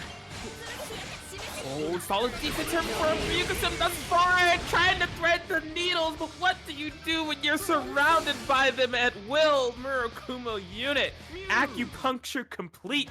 Gonna be able to get the 2-0 victory over Ryuka-sim and head on within loser side. Ryuka-sim taking 5th. Absolute stellar play again from Miracle Unit 14 as she clutches it out. As hard as Ryuka-sim was trying to slice through any of the bits shots, just to give them a momentary reprieve, just couldn't find the shot, couldn't find the slice.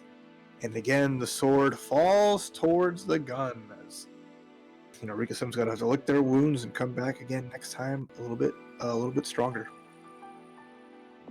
Yeah, but I mean, again, you know, it's not all gloom and doom for Ryuka-sim. You know, one of those players that has been showing up for every single Edge of Fate ladder that's been happening, having placements of 7th, 4th, and 5th, and they're invited to the finals. So really kind of using this opportunity to get some more data on essentially some of the players that would be invited there. You gotta imagine that Murakumo Unit's gonna be there, so maybe over the next week, Ryuka-sim will be kind of studying up on that matchup. But yeah, phenomenal Hawkman player that we've been seeing week after week that I'm you know, excited to see the growth of from here on out. Yeah, for sure. 100% on board with that. 100% on board with our next match as we're going to have Fazama versus Adroth. So more Susanoo action coming your way as Ice Cool in the winners finals, Adroth in losers quarterfinals. We'll see just which snake is going to round out the top 4. Absolutely correct. Fazama trying to escape the Susanoo double Crossing Fate? Yeah, that too. Well, you can't escape from there, okay? The game tells you every time. It's impossible. Many have tried and all have failed when it comes to escaping a Crossing Fate. But they are trying to escape the fate of losing to Susanoo twice. It was Ice Cold that sent them the losers with that Susanoo pick. Adroth, another extremely skilled North American Susanoo player. The good news for Fazama is that they did meet Adroth in the ladder. They were able to get the 2-1 victory. So see if history can repeat itself, so if Fazama can trudge along, or if Adroth is going to be sealing the second Susanoo victory for the Susanoo boys. Either way, Snake wins, so Chigzama's happy. That's what this place can be.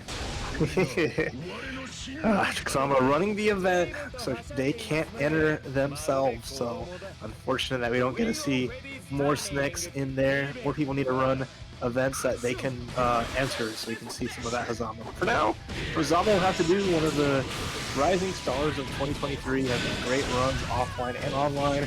But right now, Adroth, not to be outdone by Ice Cool, found their own Michael Sword mid-screen to show off a little bit, but instead, Hazama's going to get the things going with the pressure. Has to worry about a DP, but we'll see how worried they are. Okay, yeah, good defense on that stream there, but Hazama keeping the offense strong, snatch back, into the corner we go. Pressure is into the corner. Nice little mix-up as Adolf wasn't expecting the side swap to drag back into the corner. And then pressure up and at them. Unfortunately, you cannot escape from the stage as hard as you try. Right. Okay, so I'm sticking to Adolf. I don't want for Adolf to leave this corner by any means necessary. The rushdown coming in play, knees to the sternum as Hazama takes that round one. We go again, as Adolf has to weather the storm initially, has to respect the chains, the timing is always messed up. Okay. Oh, get the back with that one. Oh, and catching a burst with that one! How many of these bursts are gonna get just absolutely shredded? And another one to the counter for Hazama in this case, and now you see Adroth's escape options a little bit limited, trying to find a runaway out of this corner that Hazama just seems to maintain so effortlessly. Snatch back to your home, rightful place, back up against the wall. Has the meter to work with, does Hazama, so you best believe we're going to be picking up. Serpent Infernal Rapture! Shout out to the English voices that we'll never hear again unless you play Blazblue Cross Tag Battle. Yes. English ducks. I miss them. Until you boot up Blazblue Cross Tag Battle, and then you're fine. True. But anyway, we are going into game number 2 as Hazama is looking like the star right now at Adroth. Even though fighting some good hits, not been able to take the momentum away from Hazama. Bro, that air to air? Behind the back scoop up? What are hitboxes?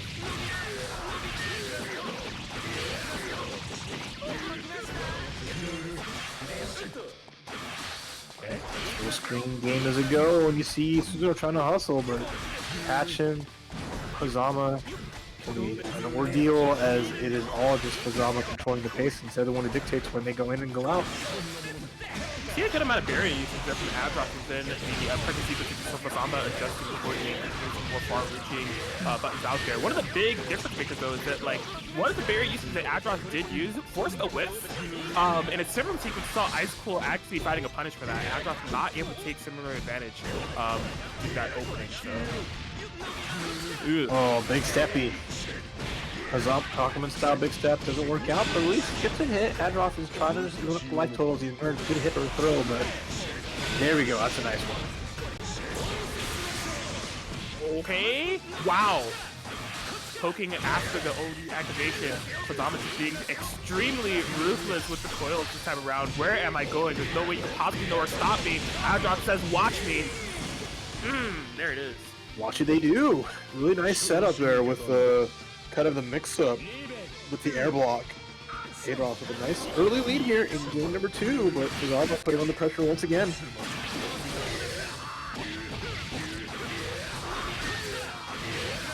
Okay, so this corner. Oh no! Did not get the full slam on the knockdown from the air swing received from Hazama.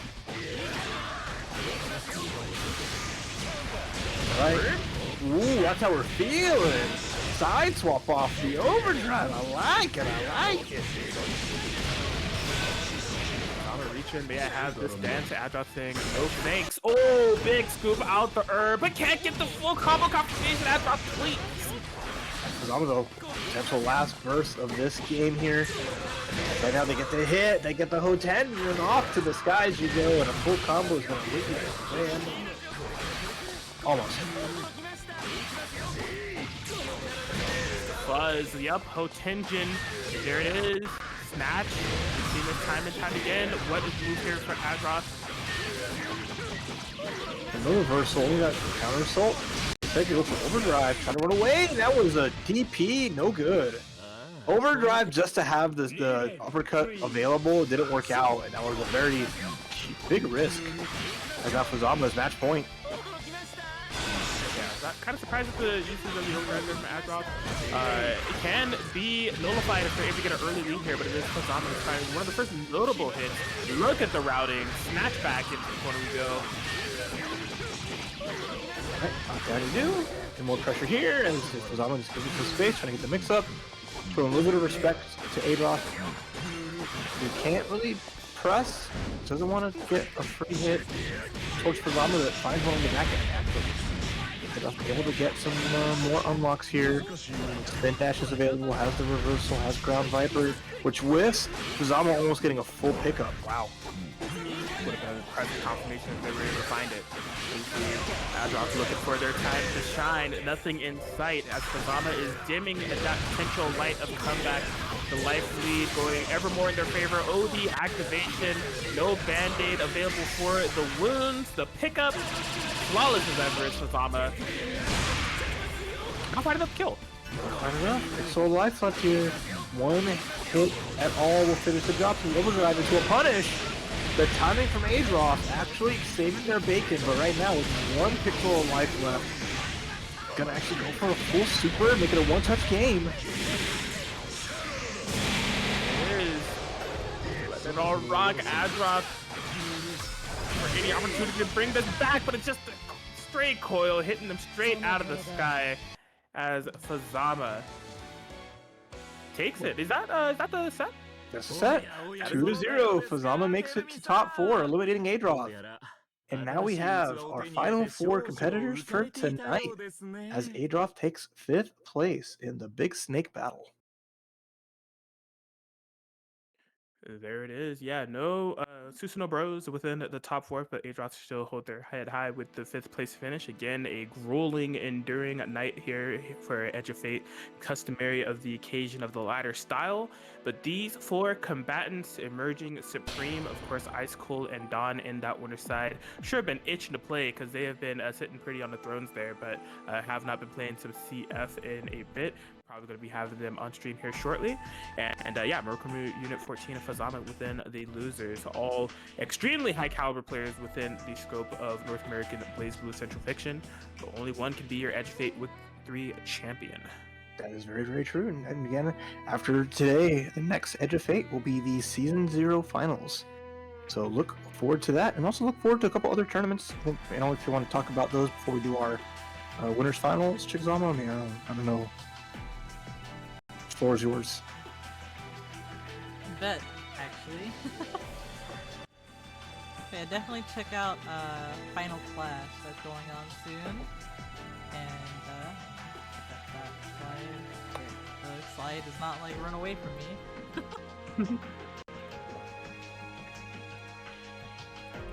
Professional streamer, by the way. Yeah, Summer Clash is going on July 22nd. Be sure to check out their challenge. It's challenge.com/summerclash2023. There's a $100 prize pool.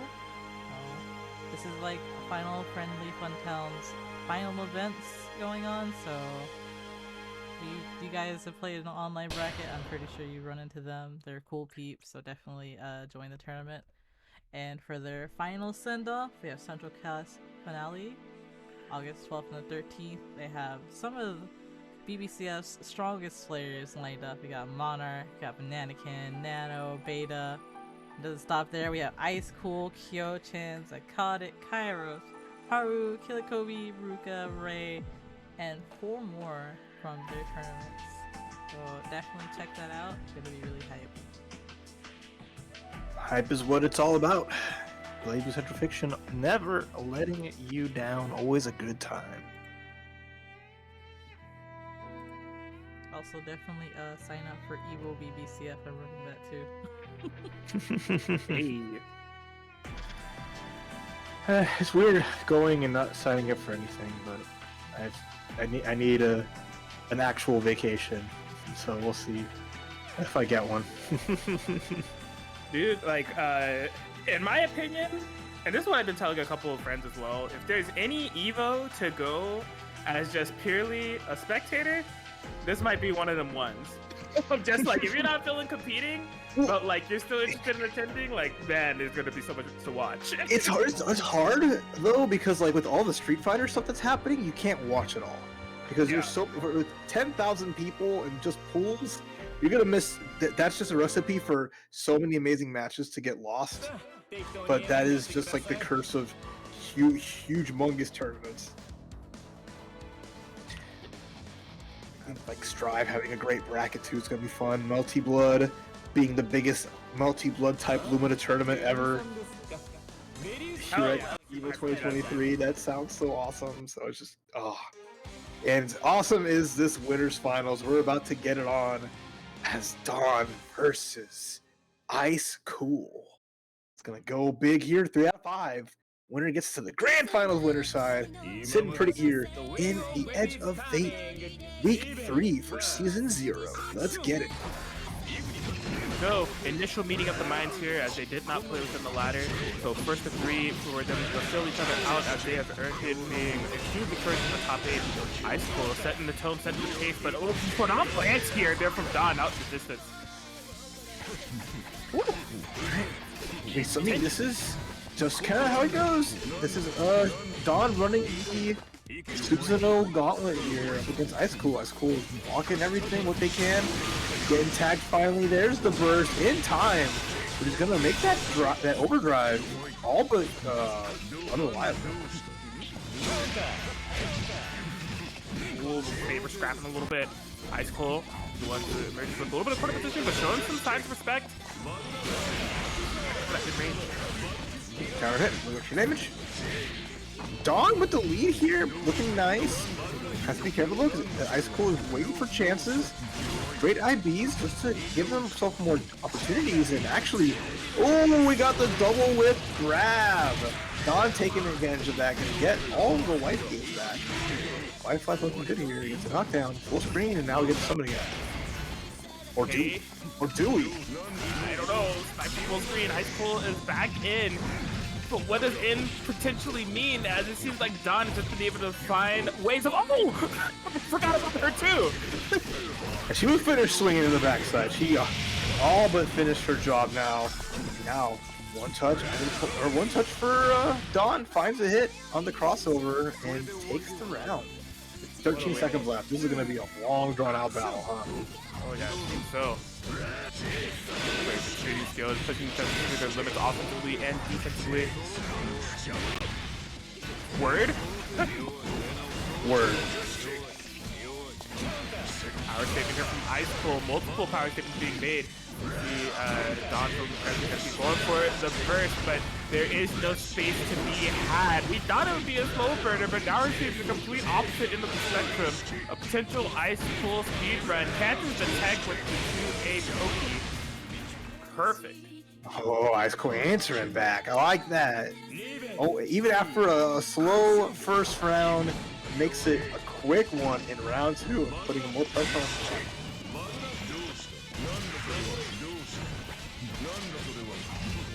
Right, back and forth is all in Dawn's favor, although guess what? I have a reversal unlocked. Ice Cool's not afraid to use it under pressure.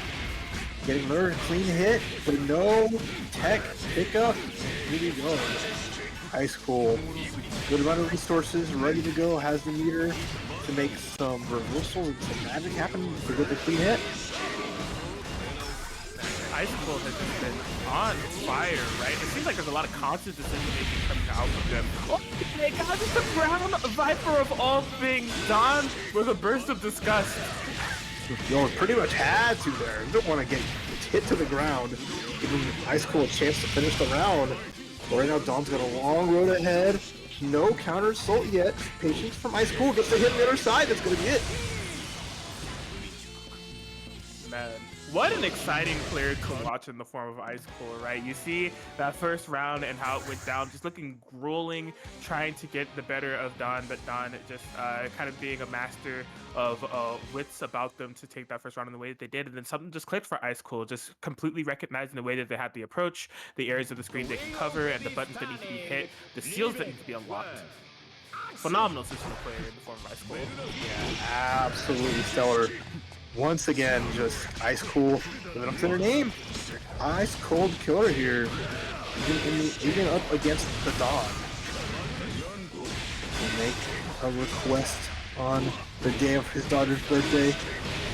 That request is like, let me in the grand final winner side. Please. Man, Ice Cold is just on fire. I'm just telling you, something just clicked within that round 2. They have just completely found exactly what they need to do within this matchup, and Don has not been able to find the complete response yet to get Ice Cold off of them. They're just in a slow state. Oh yeah, and what a flow it is. You don't even need active flow to get things going like this. Ice Cold's just unrelentless, finds another 2A, and just has been getting hit after hit, pressure after pressure, guard break after guard break. There's the burst. Dawn just trying to find any opportunity, but low on resources and low on gauge for the doll. Solid defense, but Ice keeping things close. Okay, tech on the purple girl. Wow. And there it is, 2 up. Ice Cool looking really good, 1 game away from being in grand finals.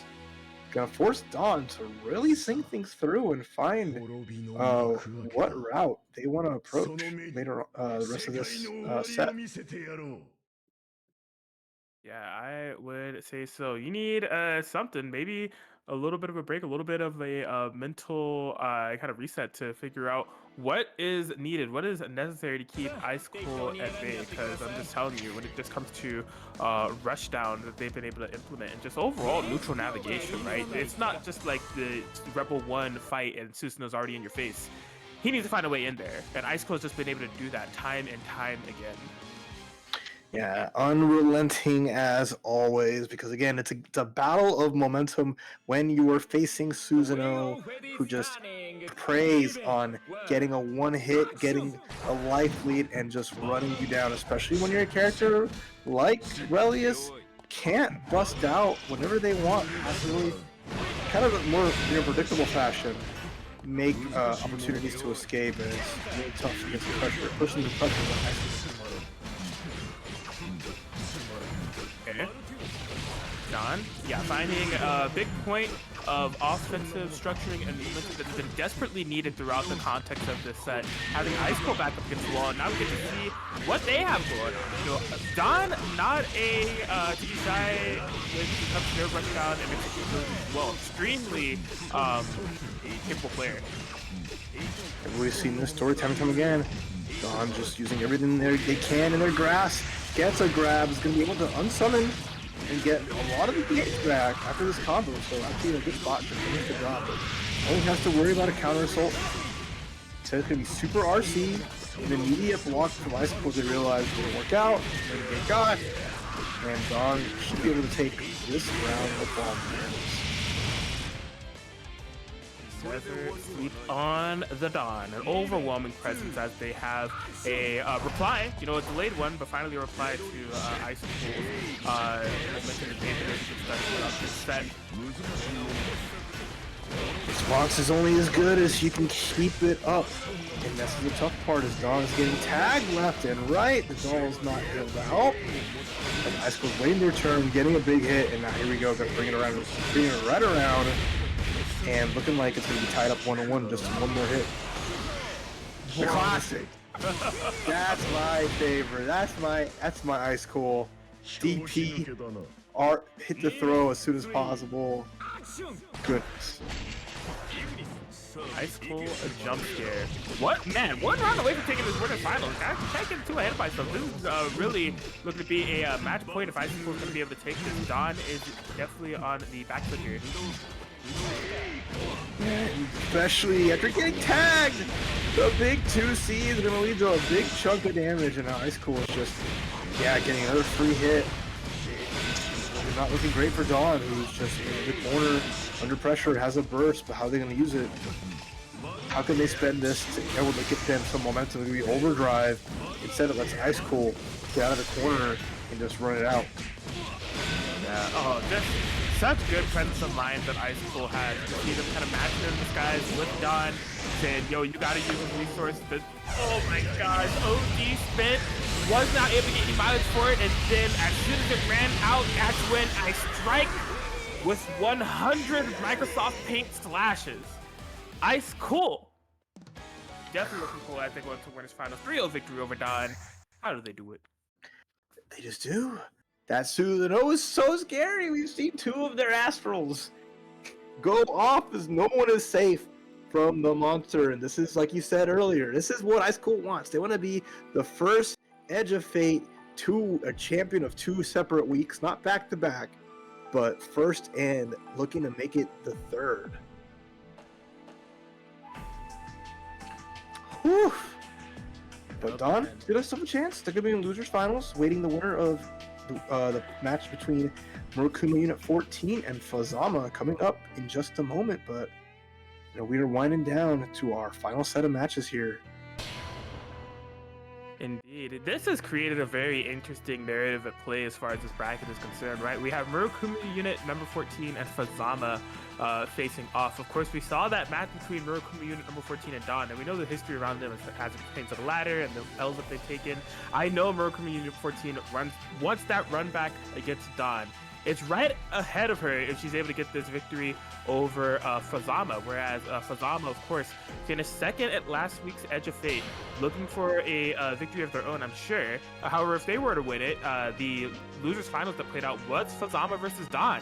So I'm sure Dawn wants that run back against Fazama. It's like this love triangle of run backs between the 3 of them, as Ice Cold gets to sit and win aside and watch, says, I'm just looking for my 2P. That's all it is. I just want to be a 2-time Edge of Fate champion. Yeah, it's never-ending runbacks upon runbacks. Can we get double Jeopardy on deck? It all depends on this next match between Fazama and Murokuma 14. Murokuma 14 said they play all the time. It's not a bracket without Fazama and her battling it out to see who can make top 3. It's going to be a good one here. We got one high mobility character. We have one that's very, very flexible with a lot of tools to clutter the screen, and you can't even say which one is which from those descriptions. Indeed. This is going to be a good one. Master Mobility versus Mobility Denier. Mama versus Moo. But I've been I'm constantly so impressed with both of these 2 players, how they fit their archetypes so well. Fazama being so hard to lock down, but also having some great offensive presence of their own, and Murokuma Unit 14 just being so unshakable. Like that matchup we saw her have against Ryuka-san was just completely her in her comfort zone, being able to really shine on the qualities of her kit when it comes to space control and overall control of the matchup. So I can't wait to see how this one goes down. Who gets to fight the Dawn? Here we go.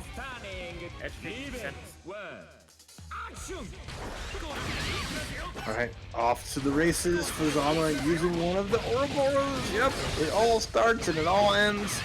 Ouroboros in here. Corner pressure is going. Yeah, it's the tough part. Murokuma 14 will have a hard time getting things started. If she can get a hit and a knockdown, she can put some stuff out there. But you see how well Fazama's going to just avoid little things here and there, but putting out their own drive and getting some pressure. Yeah, I do love the opening that Murokuma Unit is finding from the barrier and such. Use that as an opportunity to not try to strike at Fazama, but to create these bits that have a more favorable movement.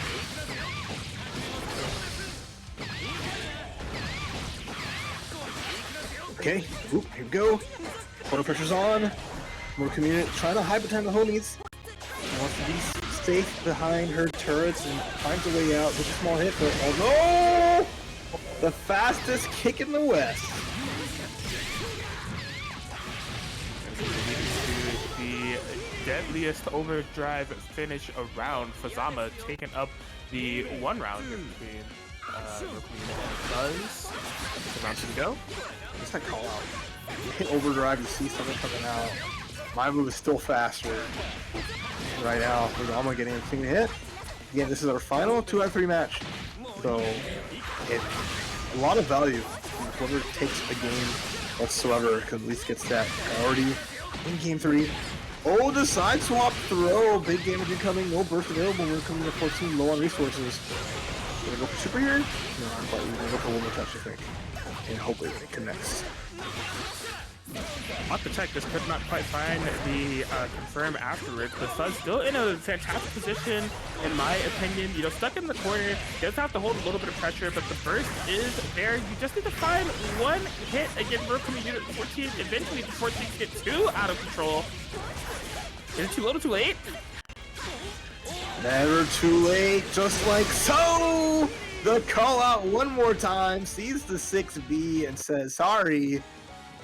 It's a little too much start for my taste. Let me show you what a move up with the no startup looks like real quick.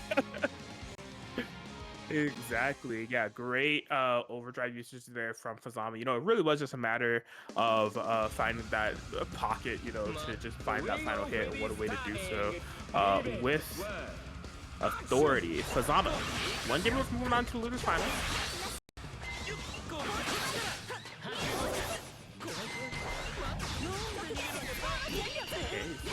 Unit dancing around the screen. Good, solid defense from Fuzama within these high lows that are going on. Alright, off to the wall, off to the races. Rookie Unit 14 trying to turn this around. Get some footing in the match. That's going to be a big part. It's getting some rounds, getting some games. Letting Fuzama know it ain't going to be easy street around here, and off to the corner again as we're going to go to the easy corner instead. The bits obstructing the vision and being ever so threatening as they just fire at will. Rokuma Unit. We are so back. Nice first round going in favor of BBCF. One more time, pressure's on. Fuzama gets that early hit to get things going. Gonna drop move down into the corner here. There's the mix up. Nice blocks. As Blue puts pressure. She finds a hit. She gets some damage. But incoming Ouroboros into the TRM. That throw did not work out for Blue. Look at how much damage is coming down here. Is it going to be a one-touch scenario from here? Whoop.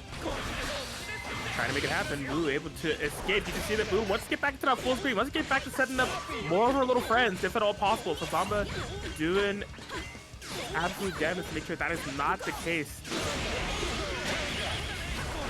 As much bar as they have, use a build up for a counter assault. Oh, command grab instead. You can't burst that. And Fuzama is taking this to a potential final round. Found a good hit and made sure we had like a mostly burst safe combo. Keeping them airborne, just getting a set juggle, and it always kind of worked out. Although, Unit 14, she finds a hit. Fuzama in the corner has a burst and some resources, but doesn't want to spend them. It's like, oh, okay, yeah, poke it away, trying to keep Fuzama locked down within that corner, setting up more friends. The friends are gone. She's like, get out of here. I don't need any help of my own. That could be a hit. No, okay, not going to disrespect the 2A. Instead of getting an air throw, Fuzama can't keep getting away with this. I cannot believe that air throw that Fuzama was able to find there. Such a specific angle, being influenced by where he was flying in his entirety. Recognized that Broken Unit wanted to get the rebound there, but now Fuzama back into the corner. We've spent so much time on this left side of the screen. This could be the final sequence that we see unless Broken Unit has a way out. Caught the tech. The burst is available. You gotta imagine that we're looking for it. And there it is, Fuzama. Capitalizing, taking the 2-0 victory over Murkum Unit No. 14, and will be moving on to Losers Finals. Yeah, capital W for that capital dub. Right? Oh, right on. Top 3 is now in Fuzama's grasp, in their hands. Now their future is theirs. Murkum Unit 14, though, with a wonderful run, taking 4th place tonight at Edge of Fate, week number 3. Hard to see go down like that, but you know, when you have to face a person you always go up against, that back and forth, the player matchup, it always can go either way, but still a great show no matter what way you look at it. yeah, cool to watch her play. And I mean, that is someone, if I'm not mistaken, that you could see at the finale. I know that this is like Murakami Unit number 14's first ladder that she has joined, but yeah, able to get the job done. That's one of the beauty of like the 3-week scenario here. Is just like, you know, you could grind and grind to try to make your way into the season finale, but you know, Unit number 14 able to do it on the first go. So good stuff to her, putting on some phenomenal move gameplay. Finishing fourth as we head on into this Dawn versus Fazama matchup. Again, another scenario where these two have not met within the context of this ladder, so an initial meet for the night. But as I said earlier, not an initial meet altogether. These two played just a week ago. It was Fazama who was able to come out on top against Dawn and get into the grand final side to try to get the set against Play Guy. But yeah, Dawn running that run back in order to emerge victorious over Fazama, and I'm sure wants to have another stab at Ice Cool. So interesting stories at play here as this final Yeah, absolutely fun to see how it goes. Now we're gonna see. It's not gonna be double jeopardy, but can Dawn crush Fazama's hopes and dreams to see if they can get a second shot, like you said, at Ice Cool? The story goes, the Chixama Run tournament will end when the snakes versus snakes, but a villain supreme is Relia, so dastardly top 3 this go around. To botch the plans. Okay, early OD activation here from Dawn, locking out that burst, maintaining the pressure, keeping Fazama locked down first and foremost, right? Yeah, big time. Clean hits too. From Dawn, getting all the sequence they need to put pressure and then just enforce this high-low mix-up game. The clean hit and all the bar right now should be as simple as that. Round 1, Dawn. Jeez, yeah, very momentum heavy round there from Dawn, keeping Fazama locked down.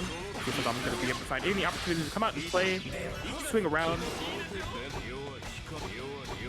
Yeah, like Fazama just trying to get something going. There you go, got the approach.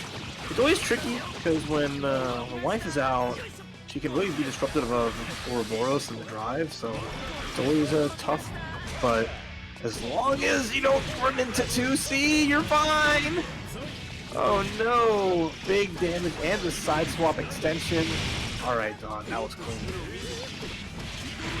Yeah, just setting up this corner pressure that Dawn is known for, just absolutely bullying their opponents time and time again when they're able to turn this positioning. Fazama looking for a way out. Able to find it. Dawn back up against the wall, but not without a well-established life lead. Again, Dawn just one round in order to take this game 1 completely in their favor. Oh! Was what? Looking for a way out, does get the burst, but now that's one thing that they will not have in their favor. Oh, counter assault, the whiff! Fazama taking a big risk, it's crossed up into the astral! Oh boy! Shield your eyes! Oh no, they're just chilling, hanging out. They're fine. Hey, we're doing a lot of Astros tonight. He's not playing around in week 3. Not at all, we're being optimal, right? Straight optimal, getting over with. I love how Zama's is just, he's just chilling there on the chair. They're just having a good little chit chat. But, you know, we can't be privy to their conversation, although we'll see the rest of it here in game number 2 as they'll be talking to each other in this big brawl, speaking with their fists. Lead is for Dawn. We'll see how the rest of the set can go.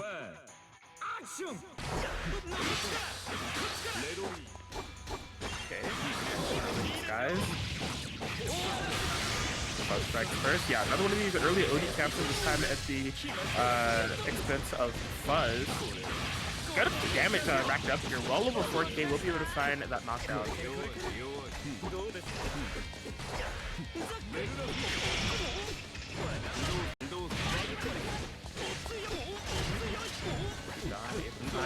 Getting the pressure started of their own. Early OD usage, so no burst available for Fuzz, but just beautiful mobility to go up or down.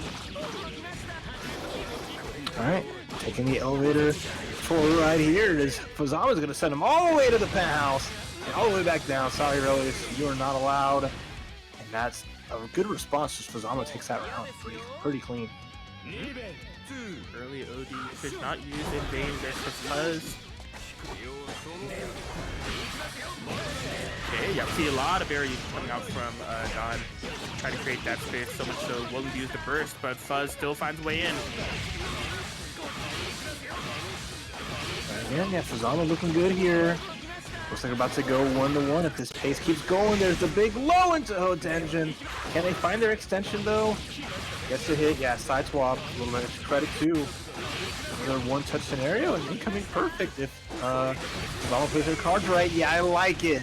Double jump, avoid the counter assault, immediately just hit that quick drop, get the kill, and now we're 1-1. That was incredible reversal. Such a stylish finish there from Fuzama, right? Just utilizing that Ouroboros to guarantee the punish on the whiffed assault in the distance. And yeah, it's one of those types of games that's letting you know that Fuzama's never out of this. You know, you look at the confined context of game one, it's just like, it looks like it's tough. And game two comes around, it's just like, nope, these are top level plays for a reason. Fuzama unshaken as we go to game three. Already starting off strong yet again here as we land the first significant hit.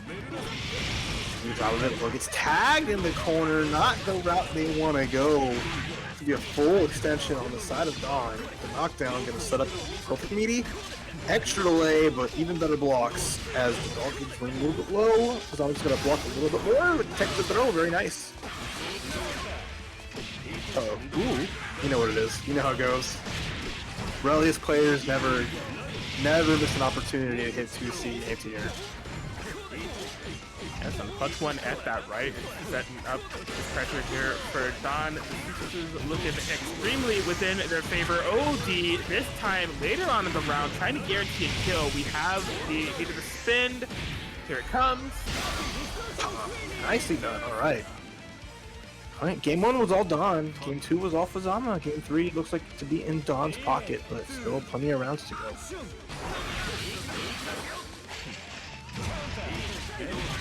Earth.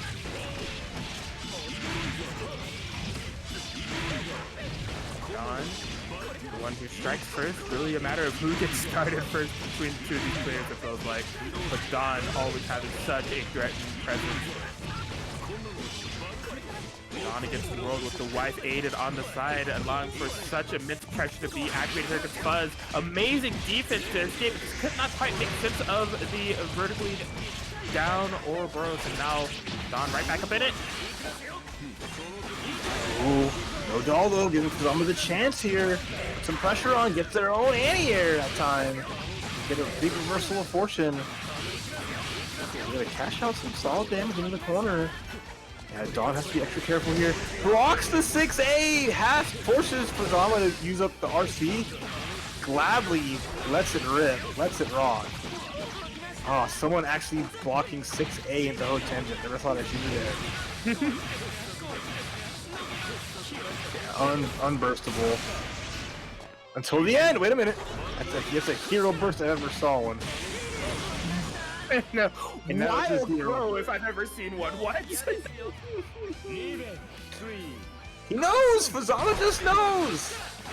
The master of all things airborne, and now Dawn. All out of get out juice. Ooh, okay, yeah, trying to bait one of those two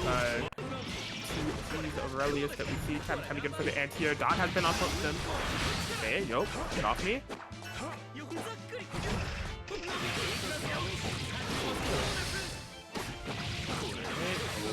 Fuzama, I like it. Up to the corner you go. Go back to jail. Do not pass go. Do not collect $200. Yep, okay, yeah, we see Don trying to make usage of that full screen wife toss. But Fuzz just staying in the air or broke down in order to stuff out. The floor is lava, but Don is able to capture Fuzz. Both have burst and OD available, so explosive sequences can be happening here slowly but surely. In the battle of the two C's though. And we're gonna go for a broke. I like it. Activate in between. Get the overdrive super. It's gonna be enough. What a just presence. What not a presence of mind, but just what a routing. Like, oh cool, I got this counter hit. I know how much hit stun you're in. I have enough time to pop OD in between there, continue the combo, get the powered up super, just to be safe, just to be sure. Ridiculous from Fazama, excuse me. Yep. I mean, we want to talk about Hazama, who has absolute route awareness based off of context when it comes to meter, time, screen positioning. It's always Fazama. The things that I've seen them convert off of and what it leads to is phenomenal. And yeah, just make good usage of OD in order to bring that all together, keep it all very safe. Fuzz, one game away from getting another chance at winning at Edge of Fate by going to the Grand Finals of Challenge Ice Cool.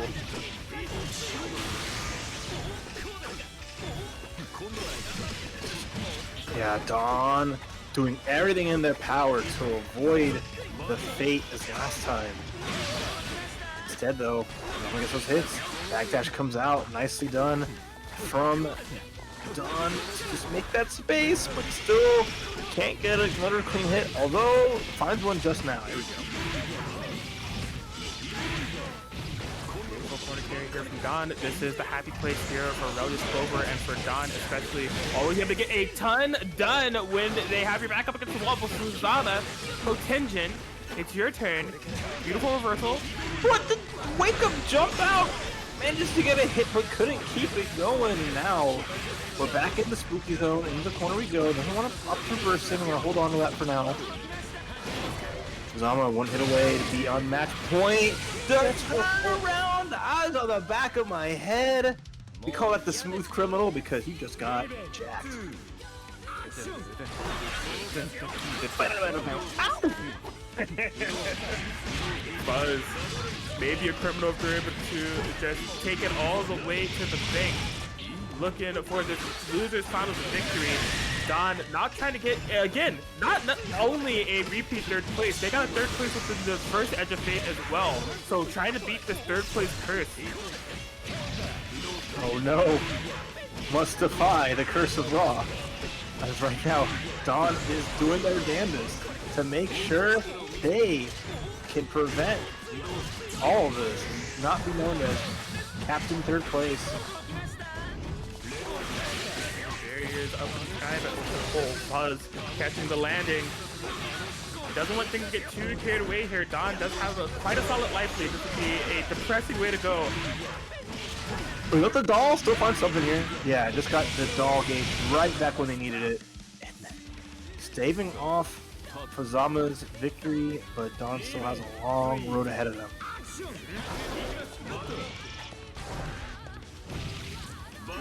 Oh, constantly covering the skies with the right there.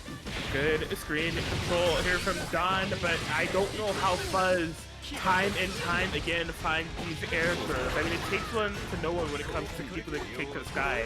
And Fuzz knows when you're going to go up there. Keep the rope jumping. That's how it is. Everyone, like there, Dawn immediately took to the skies. Zama denies it, gets the Hotenjin. You have no way of getting out of this. Almost big damage. Yep, it's your way to get out if Zama messes up. So, whoops. Hey, an opportunity for Don. Really needs to make the most of the situation. So far, so good. The rushdown coming in play. Has plenty of doll meters to work with in order to seal the deal. Fuzz in a rough spot. Fuzz is fine. You can wake up jump. I can do it too, EA, and that'll do. Down you go, Fuzama. Doing it once more. And I believe that's them now sitting in Grand Finals. That would be it, correct. Big Fuzz. Fuzama with the Hazama gonna be guaranteeing the Chickzama inevitable battle of snakes, a battle of wits. Susanoo versus Hazama, Ice Cold versus Fuzama coming for your Edge of Fate Week 3 Grand Finals. Don could not beat the third place allegations this time around. Edge of Fate 1, 2, and 3 finishing third. But is it a curse? If you are getting top 3 and as grueling as a tournament time and time again, I don't know. That is definitely in the eye of the beholder. But again, if I know anything about Don, they're aiming for that #1 spot. So they'll have another shot at it within that season finale for Edge of Fate that's happening next Sunday. I'll be on the lookout for them and all the other invited players to see who's going to emerge victorious of this, month-long series that's been going on.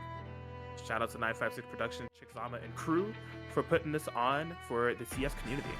That's right. It's all for y'all, and see how y'all take to the ladder format, which are all the rage nowadays, and players really taking to it, having some great times to play a lot of good matches, spending your Sunday like this. But that's the nice part about it is, you have many ladders to attempt your climb. So I know we don't want to spend every Sunday sitting, playing some Blazblue. Maybe you want to do something else, and that's the nice part of just how these things get set up when it's a series of events. So, enjoy it and have fun, and always give any feedback, please. If you've played in this event, let the TOs kind of know how you feel about it. Just help shape the events better and better, because again, it's all for the players, and without knowing how the players feel, we can't make things smoother for y'all. Yeah, I'm glad you said that. Feel free to hit up any of them. I love the 956 Productions crew. I can't name a bad member of the crew. I love literally all of them that I've been interacting with. So Shib, Chickzama, let them know how you feel about this ladder format, about Edge of Fate. And yeah, just shout out to them for putting this on, as the grand finals between Ice Cold and Fazama will be coming on here shortly. I see both players within the lobby. Ice looking to be the Susanoo players so nice that they get to get the Edge of Fate victory twice. Fazama, on the other end, on the path of growth, finished 4th at the first Edge of Fate, 2nd at the last week's Edge of Fate, and now in that same position that they were in a week ago, where they're in grand finals loser side, able to work their way up, but a tough opponent in front of them is Ice Cool. Exactly, Ice Cool, who dominated the winners finals. And again, when it all came down to ladder #1, they took victory again, I think pretty handily. Let me see. Yeah, they got 1-3-2 over Kidokobi. Looks like it was a DQ in the winners finals, as Don had to skedaddle, looks like. So, that's how it goes sometimes. But even with that said, Fazama's going to be a hard opponent to put down, especially considering, like you mentioned, they took 2nd place last week, and they want to break their 2nd place curse. Indeed. The stories having so many layers to them, courtesy of the ladder format and week after week tournaments that have been going on here. But yeah, I'm interested to see it. I mean, Ice Cool has just been like, it feels like it would be contradictory to say that they've been on fire, because then they'd be water cool, fire melting the ice. That just doesn't make any sense. But they've been on point. You tried. All right, it's all right. It's fine. You'll figure a way to spin that around next time, right? You did that in like 3 seconds, so I don't, A for effort. I appreciate it, but no, Ice Cool has just been looking so sharp throughout their play within the night, and it's kind of interesting, because when it comes to overall set performances within the ladder, I'm not going to say that a 6-3 record is bad. That's great. That's over 60%. But there's definitely Fazama that was coming in there undefeated. We talked about Don and Murakuma Unit 14 that were coming in there with like 7-1 records. So Ice Cool had ran into a little bit of roadblocks. It was in the form of Ryukasim, Adroth, and Murakuma Unit number 14. But it looks like they found their stride within the bracket, as they have just been really on point. So it's Fazama that lies in front of them as kind of like the final gatekeeper to see if they can get 2 Edge of Fate victories. But they're looking prime to do it, I would say. Yeah, never know. A lot to be left in this upcoming match, as both players are in the lobby. We're ready to start soon, but hope you all are excited. Hope you all are hitting up the Matcherino and using up the rest of those codes if there are still yet any available. So appreciate everyone who's been sharing it out and hanging out and having a good time. I'm about to seal the fate of the final week of Edge of Fate before the finals. Indeed, indeed. I just refreshed. There's still 32 of those bad boys. We can't let those go underutilized. That's less than half of the amount of people that are watching. So literally just the percentage of less than half of you. Please check out that match arena and go ahead and use the claim code so we can make sure these players are getting paid here tonight. It's been a long night of Centralfiction for these two. You know, you're talking about the 2-hour ladder and then immediately followed by a top 8 bracket. So essentially a really big, strong test of endurance. But Ice Cool and Fazama will be playing their final set, potential 2 sets of the night if Fazama is able to reset the bracket here at Grand Finals of Edge of Fate number 3. All right, let him know who you want to see. Ice Cool in the winner side just needs to win the 1 set. Fazama needs to get the reset, and then he can be the best at playing with Centralfiction for the day. But it ain't gonna be easy. It's gonna be a long, hard-fought battle, or it could be a quick one. We'll see how it goes. But let's begin the final snake battle of this Sunday. Let's go. I'm with it. This is going to be a good one. Something that is also a really big player quality of these two. They both are extremely good at adaptations. I've seen so many games from the two of them where just like the first round of the first game, they get smoked, and then all of a sudden something just clicks and they bring it completely back to the game, right? We saw a similar thing just in Blue Final with Don. Don having such a solid grip on things, Don was able to bring things back. So interesting to see it. Go for the challenge. That's cool. Knowing that sometimes your best offense is a solid, or your best defense is a solid offense sometimes. Gets a hit, gets going, just needs the 1 touch to start the party. Has to worry about a counter assault, probably the biggest thing, if anything. Instead, just Fazala jumping, gets DP'd though, and it should be the round. Yeah, the party was definitely started and then immediately cut to a stop. DPRC, a Ice Cool classic with the switch now. Taking that round 1. Oh, round start, just run up, find the low, instantly into OD. What a way to set the tone. Yeah, a couple of skills unlocked, but Ice Cool only needs 1 skill, and that's just great defense, great reactions. That's a couple skills. Those come unlocked already once he starts. Boy howdy. You don't want those getting any better. Preset hit of greatness there for Ice Cool as the, oh my gosh, passives are definitely coming into play. They are working on Fazama right now. Challenging time again, OD activation from Fazama defensively to try to escape the clutches.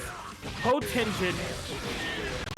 It's cool getting all this life back and giving Ice Cool more of a chance to hit this Astral to seal the deal on round number 1. So it's going to be RC up the spin dash. Second one comes through. Number 3, RC again. I like it. Number 4. Hit that homing attack. Looking like Sonic the Hedgehog just controlling, spinning around at the speed of sound. Man, that was just Ice Cool having their way with it on those spins. But you know, it may look a little silly, a little funky, but if you really think about it, it makes sense. You know, Hazama as a character is going to be taken to the skies. What better way to try to intercept him than a multi-hitting descending normal? And I mean, Ice Cool just utilized it so magnificently there, in my opinion, as they take that game 1. Yeah, really good job, and still on its tears. Game number 2 is going worse for wear for Fazama. Again, just another Susanoo round. Instead of just to get that first hit, they start the party early, and then they're going to go straight to round number 3, round number 2. This is where Ice Cool is so dangerous, where it looks like they're just having their way with their opponent, constantly finding a way in. I always emphasize this, you know, when it says Rebel 2 action, Ice Cool doesn't start right next to you. They have to find a way to close the gap. And yeah, no more than 5 seconds on the clock. They've already done so. We're in the corner. You need to find a way out. It can be few and far between. Well, 6A, there's a throw while the green stuff is still there. Kind of hard to see. But I'm going to take advantage of that and go all in. I'm going to take him to the corner, but has to gain respect. Reversal ready on the side of Ice Cool. Fazama crosses up, gets the hit, and gets the party started. Alright, yeah, much needed patience there for Fazama. As Ice Cool locked down here. Oh, yeah, not advantageous enough on that jump in, so Ice Cool will find a way to poke out. Just little pokes here and there. Got a hit, didn't get anything huge from it, but again, with the resources there, nice ID and press from Fuzama. Forces the burst out, gets a counter assault. Oh my goodness. Persistence here from Ice Cool, not utilizing any of that Cisco from Bar, utilize the burst before they utilize any of those resources. But Fuzama able to stick to it, stay calm, not crack under the pressure. Of course, you know, they had to use the burst of their own in order to make it happen, but yeah, tied up in rounds. Fuzama still has a chance to not let them go too far under their grasp. Ice Cool going up 2-0. Yeah, again, spent a lot though to make it happen, so we'll see how round 3 can go. And already Ice Cool finds that big hit, gets the grab on the tech. Fuzama not ready for an air throw against them, and now they are in a situation where one more hit will seal the deal. They managed to jump out again on wake up, side swap, get some corner combo, but now has to wait. Oh my goodness! Wow. Just forever. It's a pretty, you know, spherical high hitbox that they had, so it was able to be a little bit of a bug zapper, not allowing for Fuzama to fly across the sky. Ice Cool gets the hit, burst from Fuzama, trying to stay alive. And again! Lightning strikes twice! Just pondering the orb, and Fuzama couldn't help but check it out too, and sealed their fate is now Ice Cool. One game away from being your champion. I just love that call out. Just putting out this giant sustainable hitbox right in front of you, right in the height where Fuzama is going to just go like a moth to the flame. You took the words right out of my mouth, because yeah, that's exactly what it felt like. Up to a flame, you're attracted to the light. You cannot help yourself wanting to fly straight into it. But Ice Cool flying really through this grand finals, it seems they're one game away from being able to take Edge of Fate 3, a two-time Edge of Fate champion they would be if they're able to seal the deal with Fuzama. Back up in it. This round looking pretty handily in their favor, corner positioning. Oh, but the barrier enough to push away the command grab again. That's like the second time we've seen that happen. Our player just happily barriers, gets Fuzama in a bad spot. The command grab with not really good range. And counter hit in the air, a bad spot from Fuzama, who's taking a lot of damage here. Jeez, yeah, how quickly the tables have turned. Ice Cool is now the one with the life lead. Has the full just control over everything, it seems. The snap out the skies, full conversion on the side. Ice Cool, one round away from doing the thing. Love the thing. And no one's been better at it. What a dominant performance all evening long. But Fuzama's not going down without a fight. Wants to make sure that Ice Cool at least takes another loss. Lost in the ladder at least, but has not lost a set in top 8.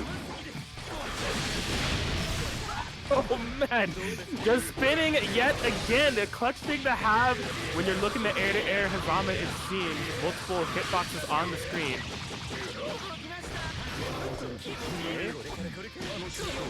I'm gonna give it all they got. Okay, elbow into contingent. This time around, successful.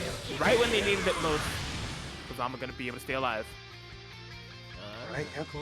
Just barely holding on, making sure that they can continue on. The only losses in ladder were to Ryukasim, Murkumu Unit 14, as well as Adroth. So Fuzama didn't get to take a W against them. Trying to at least get something going. Here's a chance with DP, long recovery, and Fuzama's going to get side swap and some more damage to the knockdown. So good spot to be at. Making you pay for your mistakes and gambles. Oh wow, solid coverage here from Fuzama now. We're seeing that they are not letting Ice Cool run free, run safely. Right, that was a expensive activation, but got out of a bad spot. As now Fuzama is in full control, double hit, almost gets another big extension, gets out of dodge, doesn't want to get tagged up. Gotta be careful. Ice Cool. Going hard, get something. Oh, here we go. See it? Yeah, I'd say so. Fuzama This is the type of round that you want to take. Slow burner. And it just looked like it was just extremely hard for Ice Cool to predict where Fazama was going to go, matching the verticality of where Fazama can reach and meeting with those air-to-airs that Ice Cool tends to be so solid on. So yeah, I would say if Fazama is able to maintain that type of playstyle, it's going to be harder and harder for Ice Cool to put a stop and get some of that known offense that they've been able to implement throughout their opponents thus far. We'll see what they can do as they have to win 2 more to get that reset. Ice Cool still on the verge of victory with 1 game away to take it. Big counter hit. Didn't get extension. Tried to get an air throw in the tech, but nice from Fazama to just get run up on and grabbed. Uh-oh. Well, all things for Ice Cool to find with the way that these matches have been going, being so airborne. A run-up throw. One of the last things I expected. Probably that anyone expected, especially Fazama not having the tech available. Guard, we are in there. Yo, Ice Cool. Yeah, unstoppable again this round. Fazama has counter assault and a burst, but gets anti-air, didn't get barrier enough just to avoid the stagger pressure, and now match point again for Ice Cool. You keep me out, you keep me away, it just makes me hungrier and hungrier to get in. Once I'm in there, I let it all rock. Ice Cool, gonna be letting the OD pop. Straight from this round 2, massive amount of damage to take. We are in the corner. I'm catching the back dashes. I'm infallible. Look at them go.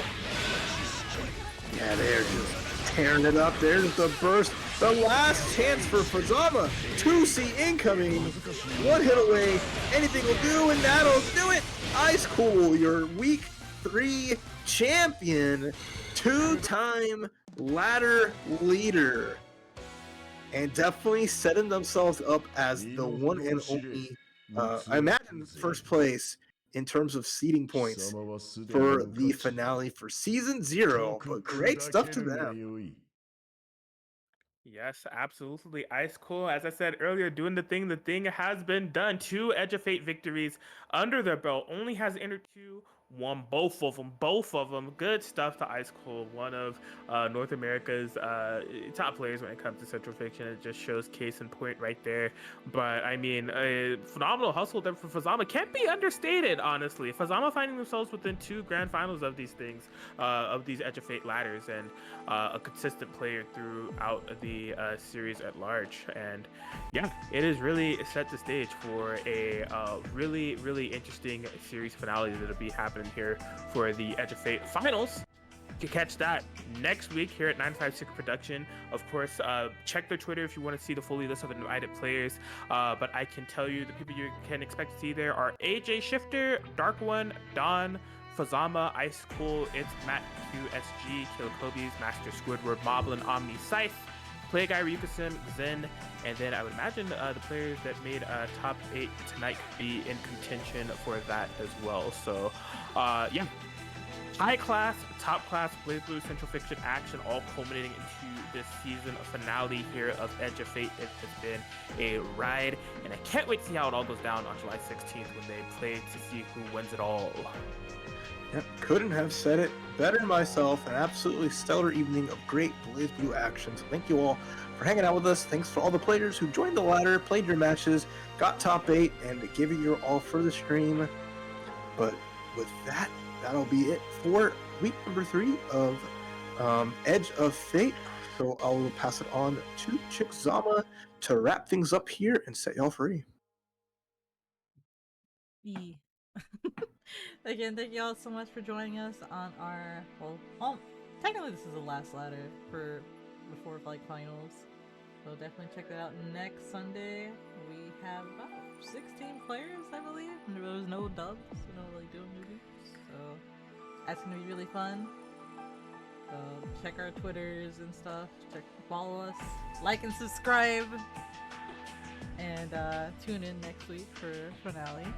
We are going to go ahead and raid Snowy as they are in Plus R, I believe. Yeah, Plus R. And yeah, redeem those codes too. We still have a lot of Matcherino codes, so do that. Thank you. Take it easy, everyone, and have a good night.